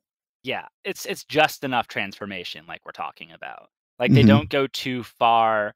I mean, the one place we go too far is the setting change, which continues to make less and less sense as the games go on. I mean, you said you start a second game. I'm guessing you've gotten to the case where it's in like a traditional Japanese village. Yes, and yeah, they lean into the Maya sense. stuff a lot in the second one. But I read an interview or an article written by the translator on Capcom's website. So from the second game onward, Janet Shu is the person who handles the localization for the subsequent entries in the Phoenix Wright games. And rather than like moving away from the game being set in America, she decides like, okay, if it's going to be in America, let's make it Los Angeles specifically. And I'm just going to, like, the way I'll rationalize it from my perspective is this is a version of California that didn't buy into the anti-Asian sentiments in the early 20th century. Like the 1910s era anti-Asian bills passed during then, the internment camps during World War II, and so on. So there would be a big Asian American community in Los Angeles that we could use to justify why they don't have to fly overseas to do this village stuff in the second game. So I think an Asian person doing the localization work on these games, making it in such a way that she can create a justification for this world, even if it isn't written in text, I think that is very interesting. And that's why I can't like write off how goofy it is entirely. Yeah, and that is very cool, I think. I love that explanation. Like you said, it's not in the text, but it's a valid enough justification considering where they're starting from. So yeah, that is nice. Yeah. Regardless, like, it is still goofy, but at least I can embrace it and not like put too many like suspensions of disbelief on it. Seeing how personal somebody took a choice somebody made in the first game and leaning into it to find like something to say through it. Right. Yeah, that is really nice. Yeah, it's good. But yeah, no, tremendous localization work, especially since this is such a text-heavy game. And like we have to interact with the text of it at all time. And yeah, like sure, like it gives you like the goofy leet speak things, but I'll take it. Like there was a lot of hard work that goes into these localizations, and I appreciate the hard work that went into it. There were 2 fan-translated games that came out. One for the second Miles Edgeworth spin-off game, one for the first Greatest Attorney prequel game that came out before it was released in America officially. And both of those took years. I think there were different teams, but the teams between announcing and releasing them took years and years to complete those games. And I think it just really gives you an appreciation for, wow, it's really hard to localize these games. And those fan translations are really good. I mean, one of them is no longer necessary, but for the criminals out in the audience, I'm not endorsing you going out and finding the probably easily accessible files for that game and its fan translation, the investigations too. But it's good. It's like really good. It even keeps some like dumb jokes in it, which is what you want. And they might more literally translate the names, which is unfortunate almost. But like there's a lot of like weird pop culture references in hidden little corners in it. That's like, you got it right. That's what we want to see. Right. Yeah. We talked about how good the localization is, the character work is, and like how empowering it is in an interactive level to eke out these victories. What else do you love about Ace Attorney? I mean, I think this is so obvious, but I think they're really well written murder mysteries. Every twist is very satisfying. Who did it is always very satisfying. I rarely see it coming too each time. And I mean, well, sometimes it's obvious. I mean, the first game really tells you who it is. I think the third case also pretty heavily leans. The second and third case really heavily lean into this is the bad guy. But then that's fourth, where like the Columbo reference, the thing comes in, because I think most, if not all, of the cases Because I think it's a really good twist, right? Because the first 3 cases tell you outright who the murderer is, or it shows the murderer. Right. I forgot about that. But when you do the 4th case and it's Edgeworth, you see someone get shot, and then you see Edgeworth like looking shocked after the gun fires, and it's like, does that mean Edgeworth killed him? That's great. I think that's fucking great. Oh yeah, I forgot. That's right. For the first 3 cases, you see who did it, and yeah, it's just a matter of Columbo style getting there. So I guess I'm more talking about the sequels do a better job of like throwing off the scent and having surprise murderers. But those work really well. But specifically this game, then, still the narrative logic of getting to who killed the person is always very satisfying. I mean, this is overlapping with a conversation about getting into corners and out of them, but the logical leaps you take are always far-fetched enough that you won't see them coming, but logical enough that you can still take them, and it feels satisfying when you do. It doesn't feel like this pulled out of nowhere. Right. Because like you may know who did it for those first 3 cases, which is like a good on-ramp into like helping you make these logical leaps or contradiction finding things. Like it really trains you. So when you do have to do the Von Karma case, you're equipped with like the knowledge of the game to handle like the most complex thing in the game. That's great. But like it's setting the stage for you, and like you having to like this, ergo this, to reach the conclusion that you already kind of know. It helps, like having these connective tissue. Oh yeah. And just like in construction, each of these cases, there's so much thought put into this is where this character was at this specific time. And then they went here. And then this had to happen to them. And after they were killed, this had to happen to them, the stage of the crime scene in this way to frame this person. Like there's so much logistics at play in each case.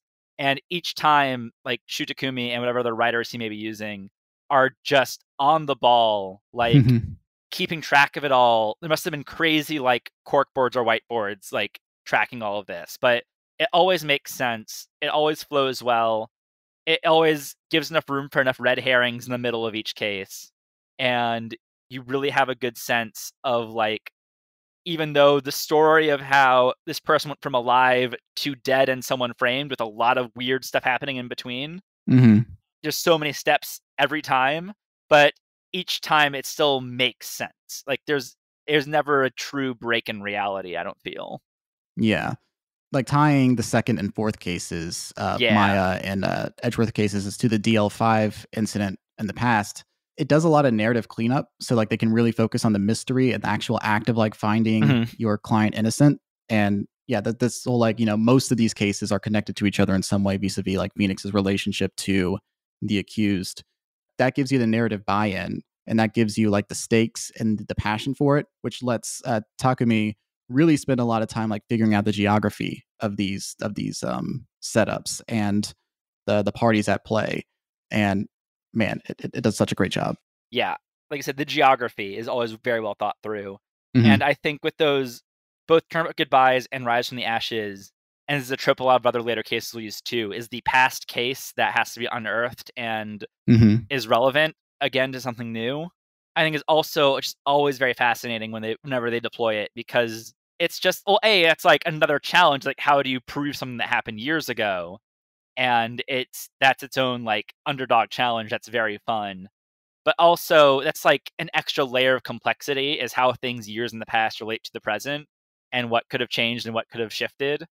And that is just also just like very compelling stuff. Right. Because I think like, making these things personal and like making it so connected to the past, like, and I'm not saying this is cheap. I think it's effective and I think it's great. I think probably one of the harder things in terms of like creating a mystery is like establishing motive. Why does this happen? How does it happen is like the probably the fun stuff, but like why does it happen is like the stuff you have to justify to create the how. And by tying it to like, here's a previous case that happened, and that's why this prosecutor is being accused. Here's why this cop is being framed for this. Here's why this is being, by like tying it to like, oh, well, because of this previous case. So that gives you like so much room to do character work, and it also gives you so much room to establish motive. It's smart. It's very intelligent writing. I mean, even in general, when there's not a previous case, these games are very good at establishing motive and having like fun mysteries around that motive. Like, even if you know who did it, like you do for most of this first game, figuring out the motive tends to come late in it. It usually does throughout the whole series. And I think the motives are always usually very well justified. Again, like stuff you couldn't predict, but once you sort of stumble onto it, it feels so logical and satisfying. Yeah, no, I agree. Another thing I love about this game, which we've talked about before vis-a-vis your mother is how inviting this all is and how accessible it all is. Because even as these stories are batshit and it is told through like an anime veneer where everything is heightened and exaggerated, it's welcoming. Like you buy into the reality of the world, but also it's very easy to appreciate that stuff because you do not have to worry about being able to keep up with the gameplay. Like you said, like your mom doesn't have the reflexes that a storied gamer would, but she's able to fully appreciate the story as somebody who has played video games our entire lifetimes, like we have, because like she's only has to be able to press A and point at things. Right. Which is sort of like going to be me talking a lot about another issue that means a lot to me, which is accessibility in terms of the disabled. I don't talk about this issue very much on the show, but it is something that means a lot to me because I know people in my life who have physical disabilities and love video games, but they are limited in the number of video games they can play because of those motor disabilities, especially. The CDC reports that approximately 1 in 4 adults in the United States have some kind of disability. And I feel like people with disabilities are among the most overlooked in our society and all societies. And it's a serious problem because there isn't a single human being in the world who is immune to the possibility of one day having a disability, whether temporarily or permanently.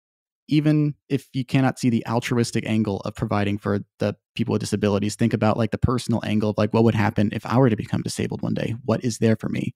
We need to have infrastructure and support, et cetera, et cetera. And it is an issue that's fortunately in the video game community gotten a lot more visibility in the past few years because things in the past hardly had any kind of accommodation for people with disabilities and now do. But like, if you want to like learn more about disabilities in video games, and this is an issue you're familiar with, there's a lot of material out online you can look up. There is Game Maker's Toolkit is a great YouTuber who has a series of games about disability and like how we can do better and like examples within that are good and examples within that are bad. But all this is to say, I love that this game is as good as it is and can be played by those not just new to video games, but those who also are limited in the number of video games they can play. This is a game you can play with literally just one hand or even one finger and not have an experience different from somebody who has full locomotive ability. And that's wonderful. Yeah, I fully agree about all of that. And that's, even though, as mentioned, I have the reflexes for more complicated gaming, I think it's just so wonderful that like, you can truly introduce it to anyone. And it's like on iPhones as well. Mm-hmm. You probably don't even need to buy something to play this game. It is one of the most accessible games, not just through availability, but just then, if you, like I said, if you have a finger that can tap, you can play this. It's great. Yeah, it's wonderful. Like I completely forgot about the iOS, Android port of the game where you don't even need to have buttons to press. You can just like find something that can touch the screen and you'd be able to play the game. So many options, especially those with limited financial ones as well. Yeah, no, this is great. We've praised this game up and down, and there is so much to praise, and there's probably so much that we haven't even begun to like praise in detail. Like we haven't even gotten to like the complexities of like these cases and like the specific twists and turns that they take. But I wanted to take some time to address some issues with the game, or what you might perceive to be some issues with the game. No game is perfect. What is something that you wish this game did better, if you have any feedback for it? The big one is, I think it can be frustrating sometimes getting from the investigation parts to the trials. The later games in the series get better at this by like highlighting what you need to click on and more guidance of this is where you might have missed something to find that moves the story along. But especially this first game, it's a lot of like, you're given a series of rooms to look through for like inventory items, evidence, call it what you will, people to talk to, but it's not always clear like what order to do them in and where the stuff in the room is. I just remember a lot of hours like clicking around a room, like I guess there's something I missed here, or is something I missed here or here, and like being sort of lost direction-wise like that. I mean, thankfully, ever since the game has come out, there's been great like spoiler-free walkthroughs. I remember them being back on old GameFAQs, if that site still exists, but you can probably find spoiler-free walkthroughs other places as well. But basically, just like no story information, just the literal steps to do, like go to location blank and click blank, or present evidence blank at blank statement, which is great if you're stuck. But yeah, you can get stuck in those investigation things like, pretty easily. That's my big note, is that sometimes the game is a little frustratingly opaque because it is that stepping stone between like the adventure games of yore, which were like really opaque and really like challenged you to like think things through and do trial and error, and sort of the more modern narrative adventure design where it is very much free flowing and no wrong answers. This is kind of that in between stage where it's like, yeah, it mostly like will guide you through the story and not expect you to remember to bring this one inventory item to this point in the game, otherwise you're stuck.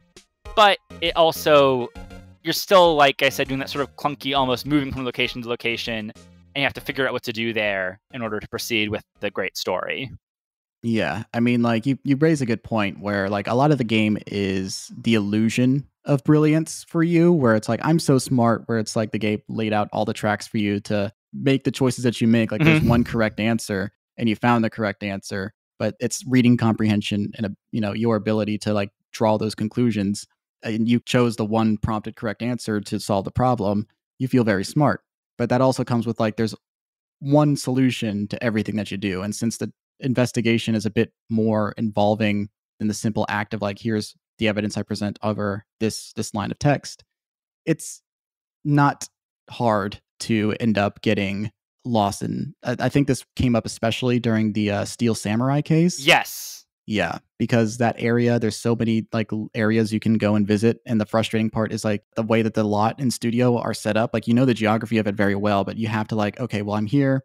Now I have to go back to the entrance, and then from the entrance I have to go here, and then I have to go all the way to the far side here, and that's like several different points where you have to like press back, open up, move, go to the next area that you were permitted in, and then open up, move again to go to the next area that you really intended to go to. There's no option for you to like go all the way back to Phoenix's office from like the far end of a studio, for example. You get lost in like these big areas where there's so many things that you can interact with and find, and you're like beating your head against the wall trying to find like where you're supposed to go. And like the answer was like, I wasn't supposed to be in the lot at all. I was supposed to go to the police station and then run into Gumshoe, and then like I present the evidence I found there, and then like it's not evident because like there's no kind of like thought process that they express out loud that's like, right. Maya's not like, Nick, we should go to the police office. We should go to like the police station now and see what we can find there with what we've seen or something like that. I think if there was just like a way for like, how like you begin every case in your office and you talk to Maya and like you're able to ask like Maya, like, what should we do? And Maya always gives you a variation of like, fuck if I know. Right. I do think like if you were able to use that in such a way where you return to your office after finding evidence, like you could ask Maya, like, what should we do? And she'd be like, well, you just found this. Why don't we do that?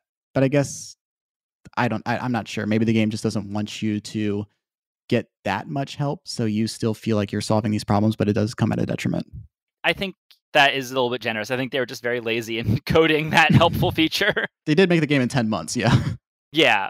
I mean, lazy is probably not the right word, but you know what I mean? Like they didn't fully think it through about the getting lost and such. Like I said, future games in the series, I think like the 3DS games, which are 5 and 6 in the main line, and the 2 Greatest Attorney games, those are the ones where I think they do like start saying, if you leave this area, there's still something to find here. Or a character will be like, why don't you go to this location? And you can go to any location from any location. Like very simple quality of life stuff like that really helps streamline the experience and make it more fun. You're right. Yeah. And I think that's something I have to like be a little bit more generous about making that complaint, because I did like, the game was developed in 10 months and like they haven't added many quality of life improvements to the subsequent ports. So you are still playing a fundamentally 2001 video game that was developed in just 10 months by his team of 7 people. It's not going to have the cleanest things, but it is like a little frustrating in the moment. And like, you're not thinking like, calm down, man. Only 7 people made this game. Right. Yeah. And I do think that third case in the first game and then that second case in the second game in Maya's Village are like the worst offenders in too confusing of a layout and not knowing where to go next. I'm going to get into my other complaint about this specific game, which is the third case is fairly weak. It's still good. I don't think there's any really bad cases across this entire series, but that's the one where it's more of a shrug. I think especially because you know who it is going into it, and even if you didn't, it's very obvious who the one killer is, the one person who looks intimidating. And the characters just aren't quite like, I love some of the side characters, like, I mean, Wendy Oldbag is such a funny minor antagonist for Phoenix to come up against, and Will Powers is a really great defendant. He's like a very nice guy, but none of the other characters, like the lead guy, I can't remember much about him besides the way he's talking. I can't remember any other characters from that case. It is kind of a void to me, and I don't think it do as much with the movie studio setting as they could have. Whereas all the other cases have some very intriguing element to them. I think like that one's just like a very simple murder case without much going on under the hood, story or character-wise.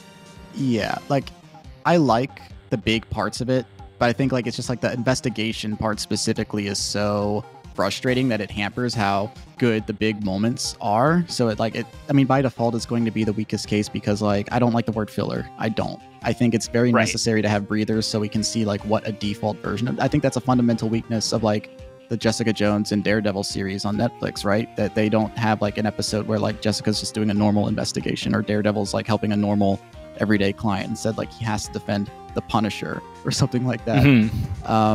I think like having like a breather case that's just like, here is a normal day and like what he would do if like it wasn't everything coming back to Edgeworth and Maya in some way. I see the necessity in that. It's just like, again, like since the investigation portions are so big in terms of like the space that you have to do and all the things that you have to do to get to like the trial part where all the really cool stuff happens in those cases, it can be frustrating. I'm thinking specifically of like how great it is at the point where like Edgeworth just kind of gives up on prosecuting the murderer and is like basically helping Phoenix like find who the real killer is because he's just too annoyed. Yeah, it's a great character moment for Edgeworth. That's right. Forgot that happens in the third case. That is really good. There's something else. Yeah, something else I love about that case too. I'm trying to think of it. Because I love the Hollywood setting. Because I love like weirdo Hollywood mysteries like Mulholland Drive and Under the Silver Lake even. So it's like it's not really a setting or like anything like that. It is just like the structure of the investigative parts can be overly long. Yeah, I think in general, when this series sort of intersects pop culture with the mystery, like the fake pop culture that it invents for the mystery, it's always very fun. The Steel Samurai is such like a fun little invention of this game. Yeah, I agree. Again, it's too charming to get really frustrated at. Oh, yeah. Yeah. If I had to find like another like thing that frustrated me playing this game, which again is wonderful, love it. And I love the sound design and I love the sound effects and I love the music. But I don't love every sound effect in the game. As iconic as the hold it's and the objections and like the text sound effects are and everything like that, how effective those are. Sometimes I just pick a really fucking annoying sound effect that keeps playing very frequently and it drives me up a goddamn wall. I'm thinking specifically in case 5 where there's a stupid cop who's like a rookie. Oh, yeah. And he has like a megaphone that he yells into like every third line, and the sound effect that his megaphone makes, the feedback that comes off of it is so grating to the ear, and it happens like every 2 seconds. I had to like, whenever he was on screen, I had to turn the sound effects off, and that was so frustrating because all the other sound effects in the game are really pleasing to hear. Like there's just like a handful of sound effects that happen, like there's birds chirping and like the fourth case with Edgeworth that like just doesn't sound quite right and it like grates in my ear, but that's just being really, really specific on my criticisms at this point. Yeah, in general, the sound of this game is great. I can't believe I haven't talked about it yet, but it's like one of the all-time great video game soundtracks. I think it's the Pursuit theme is what it's called, when you're like, when Phoenix like has a lead and he's going after it.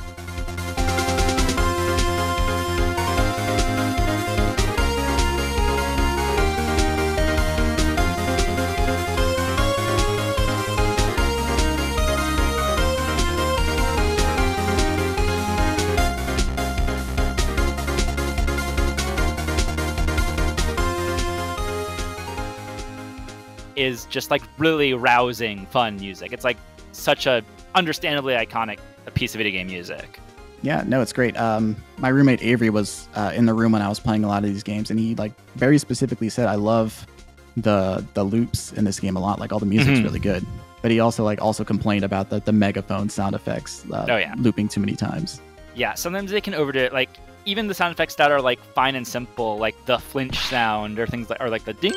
Like sometimes it can really overdo the sound effects for like a comedic point, and it can get annoying. Yeah, for sure. Like there's a couple other things too. Like sometimes like when you're trying to trial and error presenting evidence to somebody when you're doing the investigative portions of the game, and like they're their response to being presented something that they don't find personally relevant to the case is like 30 lines of dialogue and 4 sound effects or something like that, and you're just like, yeah, beep beep beep beep beep beep beep beep beep beep. All right, yeah, I get it. I picked the wrong thing. Let me try again, and then it happens again. Like, fuck. Okay. Yeah, sometimes you can really go overboard with that. Mm-hmm. But that's it. I don't have anything else in Critis. Do you?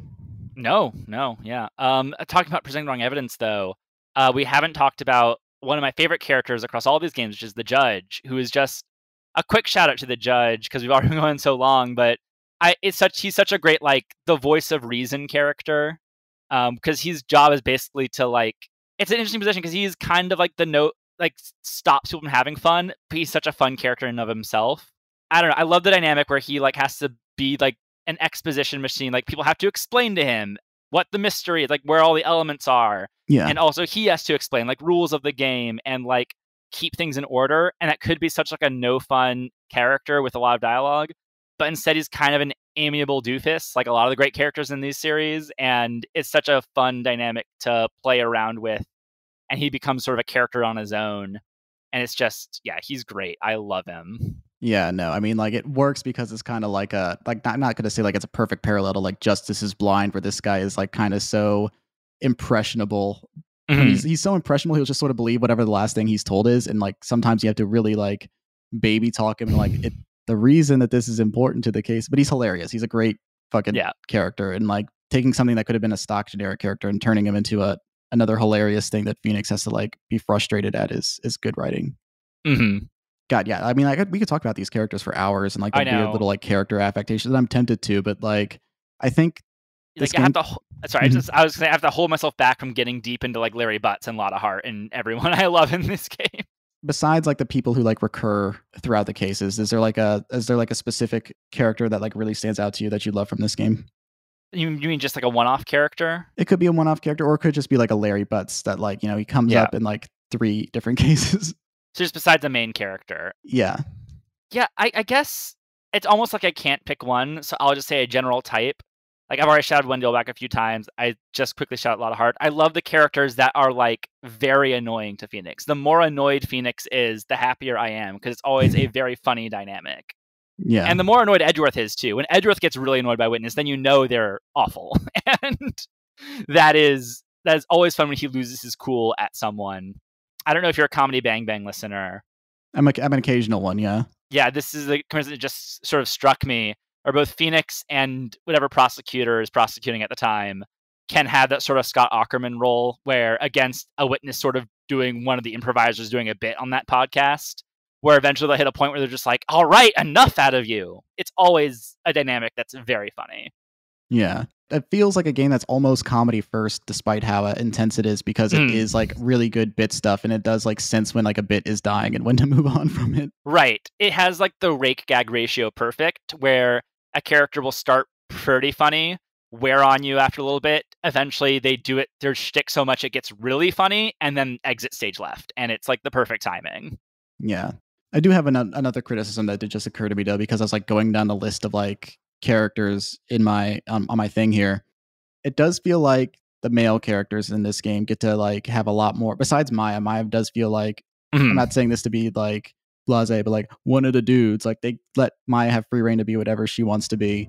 A lot of the female characters that like become witnesses in this case become pretty one-dimensional.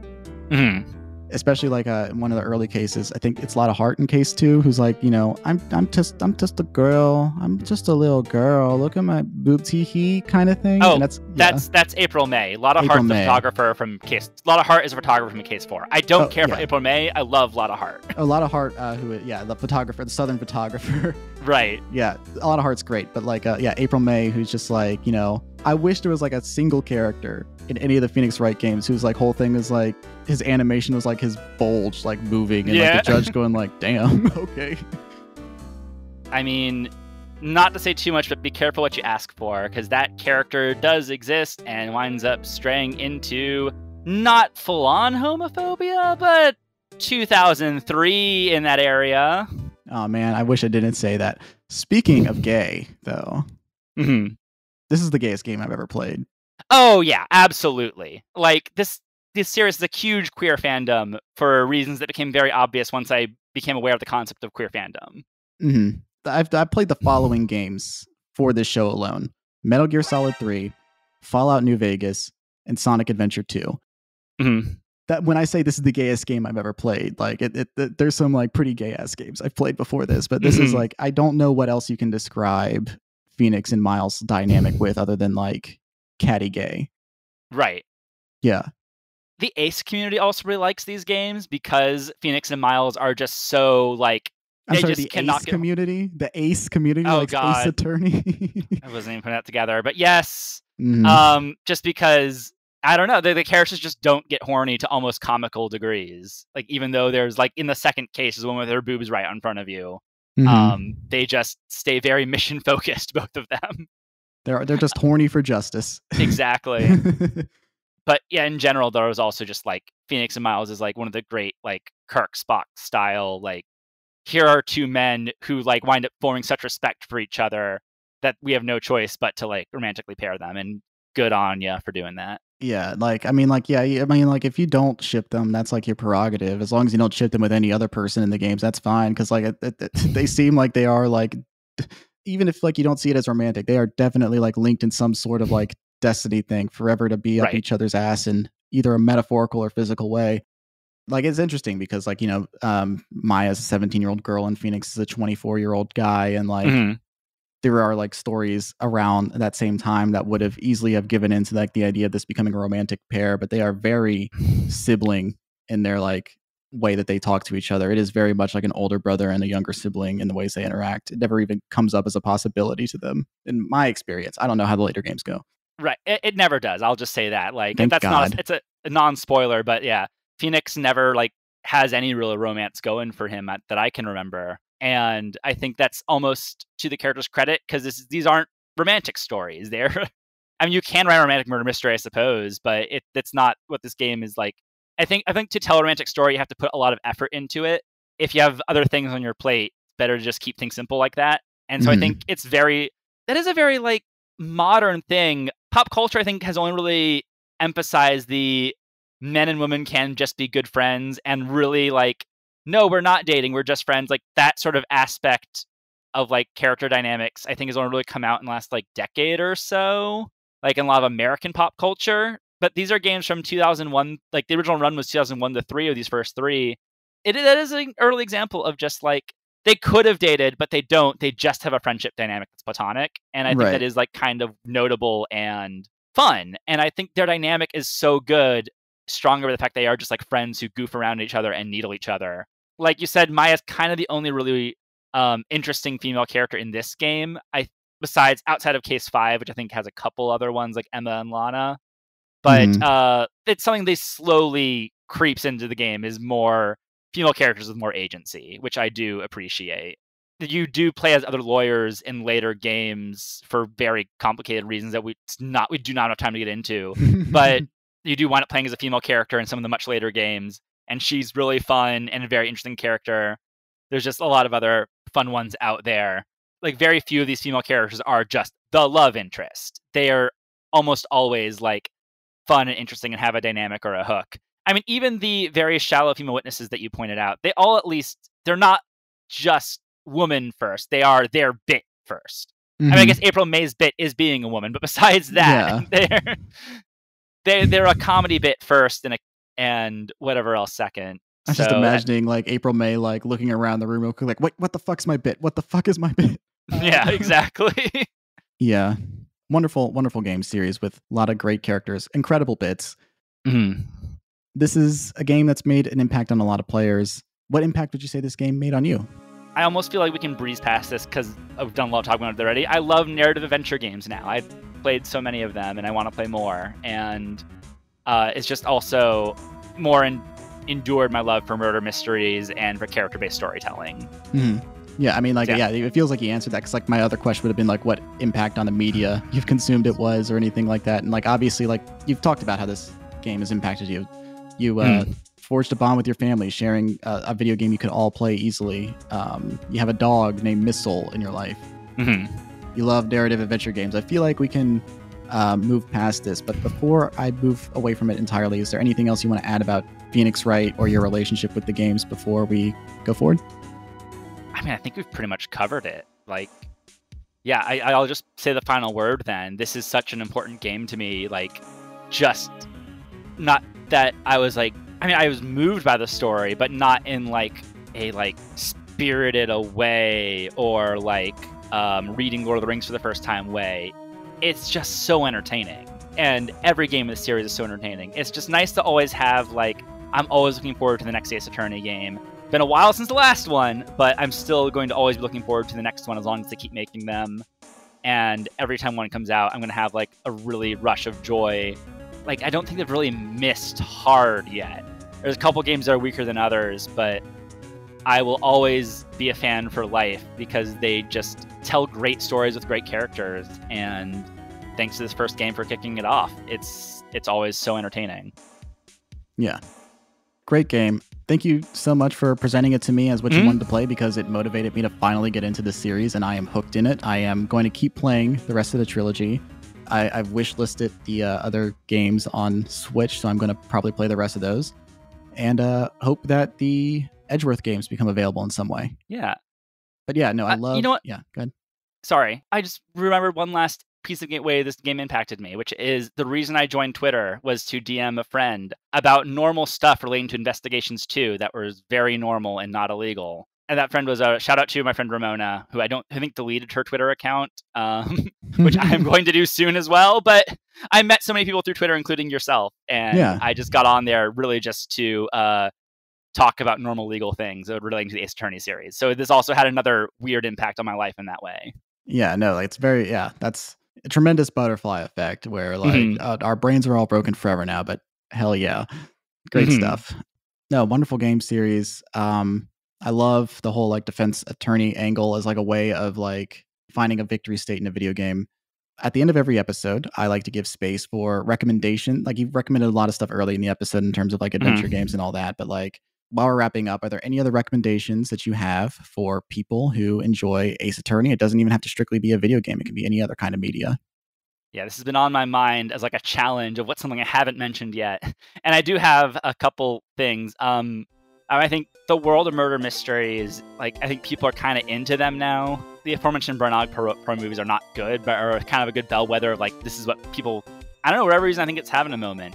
There's 2 TV series I really love. I think they're both kind of popular, but I don't mind plugging them some more. Poker Face on Peacock is a great How Ketchum. It's basically the Columbo remake with Natasha Lyonne, but they smartly did not call it Columbo and just called it something else and put a different gimmick on it. But it is very much Natasha Lyonne going from town to town, solving murder mysteries, and it's just very fun. Even though you know who did it at the beginning, but the how she gets to there, even though she doesn't wind up impacting much, it's such a great character study. Like Ace Attorney, using murder mystery as like a character study is just very good stuff. And that's like episodic. Each episode's a new mystery. And I also love the After Party on Apple, which is each season is a murder mystery. And each witness gets their own episode to relay the events leading up to the murder in the style of a different genre. And that had its second season recently end, and both mysteries are really good. I thought the first season was just okay. All the genre stuff was fun and well executed, but the humor wasn't quite there. But it was a really good mystery and had some really great actors in it. I think the second season has been phenomenal. I don't know if that's a hot take or not, but I love the second season a lot more just because I think it got funnier while still retaining, again, character-based murder mystery where all of these people have such fun personalities, and the genre exercises it gets to go through are all very entertaining. No, yeah, I mean, both awesome shouts and things that I've watched, which is always great. Poker Face is wonderful, very much flew under the people's radar because it's on Peacock of all things, and not a lot of people have that, but it is a really great, and what really makes it connects to Phoenix Wright is just like how like hesitant Natasha Lyonne's character is going in all these things. Like, she's just sort of like dragged into it, and it's like very reluctant, and it's like that whole like, God damn it, I'm so fucking tired. The kind of shit is just it's wonderful. It's phenomenal. And like with After Party, it's a good pool because like I like the first season, haven't watched the second season yet. Each episode's kind of like at the whim of whatever it's riffing on. So like if you don't love Fast and Furious or Ike Barinholtz, you're not going to like the Ike Barinholtz Fast and Furious like parody episode. But anything that gives Sam Richardson money is ultimately a net good. Anyway, point being, After Party's whole thing is like each character has a bit. So that also falls in line with Ace Attorney. So both good shouts there. Do you have any other recommendations? I think I've recommended enough. I think we're good. Okay, cool. I have 2 more recommendations. One other TV show, Better Call Saul, is about a defense lawyer, but an evil one, or more specifically, like how a person who was initially well-intentioned ends up falling into the allure of evil. So watch that. It's phenomenal. Kim Wexler is the greatest character of all time. Watch that. Yeah. And then listen to Gerard Way's Hesitant Alien album, because the album cover makes him look like Phoenix Wright. And he has a song on that album called Maya the Psychic that isn't about Phoenix Wright, but it is called Maya the Psychic. So I'm going to make that connection. I'm going to draw that parallel. So I'm looking at this now. Hesitant Alien. Oh, yeah. He does look a lot like Phoenix Wright. He's literally in the same colored suit, red tie, and then again, there's a track called Maya the Psychic. I'm gonna have to find a way to bring that up in this episode somehow.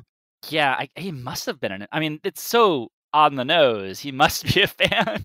I think the Maya the Psychic song is based off of a manga called Mia or something. But I have to say something. I have to say something. People have to know. But yeah, those are the only 2 recommendations I have today. I feel like we brought the other parallels that we have up organically throughout the conversation, so it doesn't really bear repeating. But Kev, it was awesome having you on to discuss this game. It means so much to me that I got to play it and that you showed it to me. Before you go, please promote the hell out of yourself. Yeah. I think I said earlier I'm deleting my Twitter in the near future. If you get it under the wire, I'm Max Rebo's roadie, but I do nothing there but try to finish my project of tweeting through Disney movies stoned. I don't interact with that site anymore besides that in group DMs. I'm on Blue Sky, though, also at Max Rebo's roadie. And that's where I'll be posting for the foreseeable future if you have a Blue Sky account. I don't post as much anymore because the internet sucks. Oh, well. But I do have that podcast, as mentioned at the top, Talking Trek to You. It is a podcast where me and my co-host go through Star Trek episode by episode. He is an expert. Star Trek, before starting this podcast, was one of the major franchises I had little knowledge of. I'd seen a lot of the more recent stuff, but not any of the classic 60s to 90s stuff. So we are going through the original series right now.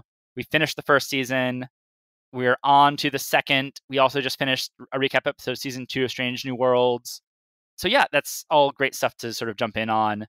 I guess what else do I want to say? Oh yeah, we do it every other week on Fridays. So yeah, it takes us about a year to get through each season. So it'll take us several decades to get through all of TNG and DS9 and Voyager. But we'll see if we get that far. But right now we're having a great time talking about TOS. So if you liked me here, check that out. As a fellow bi-weekly podcaster, I totally understand the frustration of I'd love to get this out at a higher rate, but unfortunately there's life. Join the Patreon if you want more of this stuff. But yeah, no, thank you so much. I enjoy the podcast as somebody who's relatively new to Trek myself. Thank you so much for being on the show. That's Kev Koeser.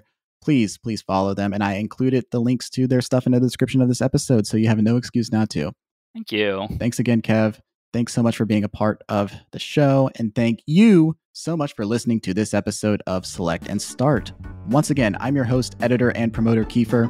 If you enjoyed this episode, please give the show a positive review wherever you're listening to it. Engagement helps the show and your feedback will improve it. And if you want to get more engaged, give the show a follow on Twitter at SelectPodStart. If you have thoughts about Phoenix Wright, Ace Attorney, or any other games we've discussed, send a DM or leave a comment and I'll gladly read it on the show. You can also support me on Patreon. If you pledge at least $1 a month, you will get early access to new episodes as well as extended episodes with exclusive content. That's on patreon.com/Keifer's Corner. You can find the link to that and the rest of my projects in the description of this episode. Select and Start is on the Moonshot Network, which is supported by its own Patreon. Find out more on moonshotpods.com. The art for this show is made by my best friend, Avery Ott. You can follow him on social media with the handle at AveryRobinOtt. That's AVRY Robin OTT. And the show's theme song was composed by Mike Petrie. You can check out the links in the description for their work, as well as Kev's. All right, I think that's it. Hold it!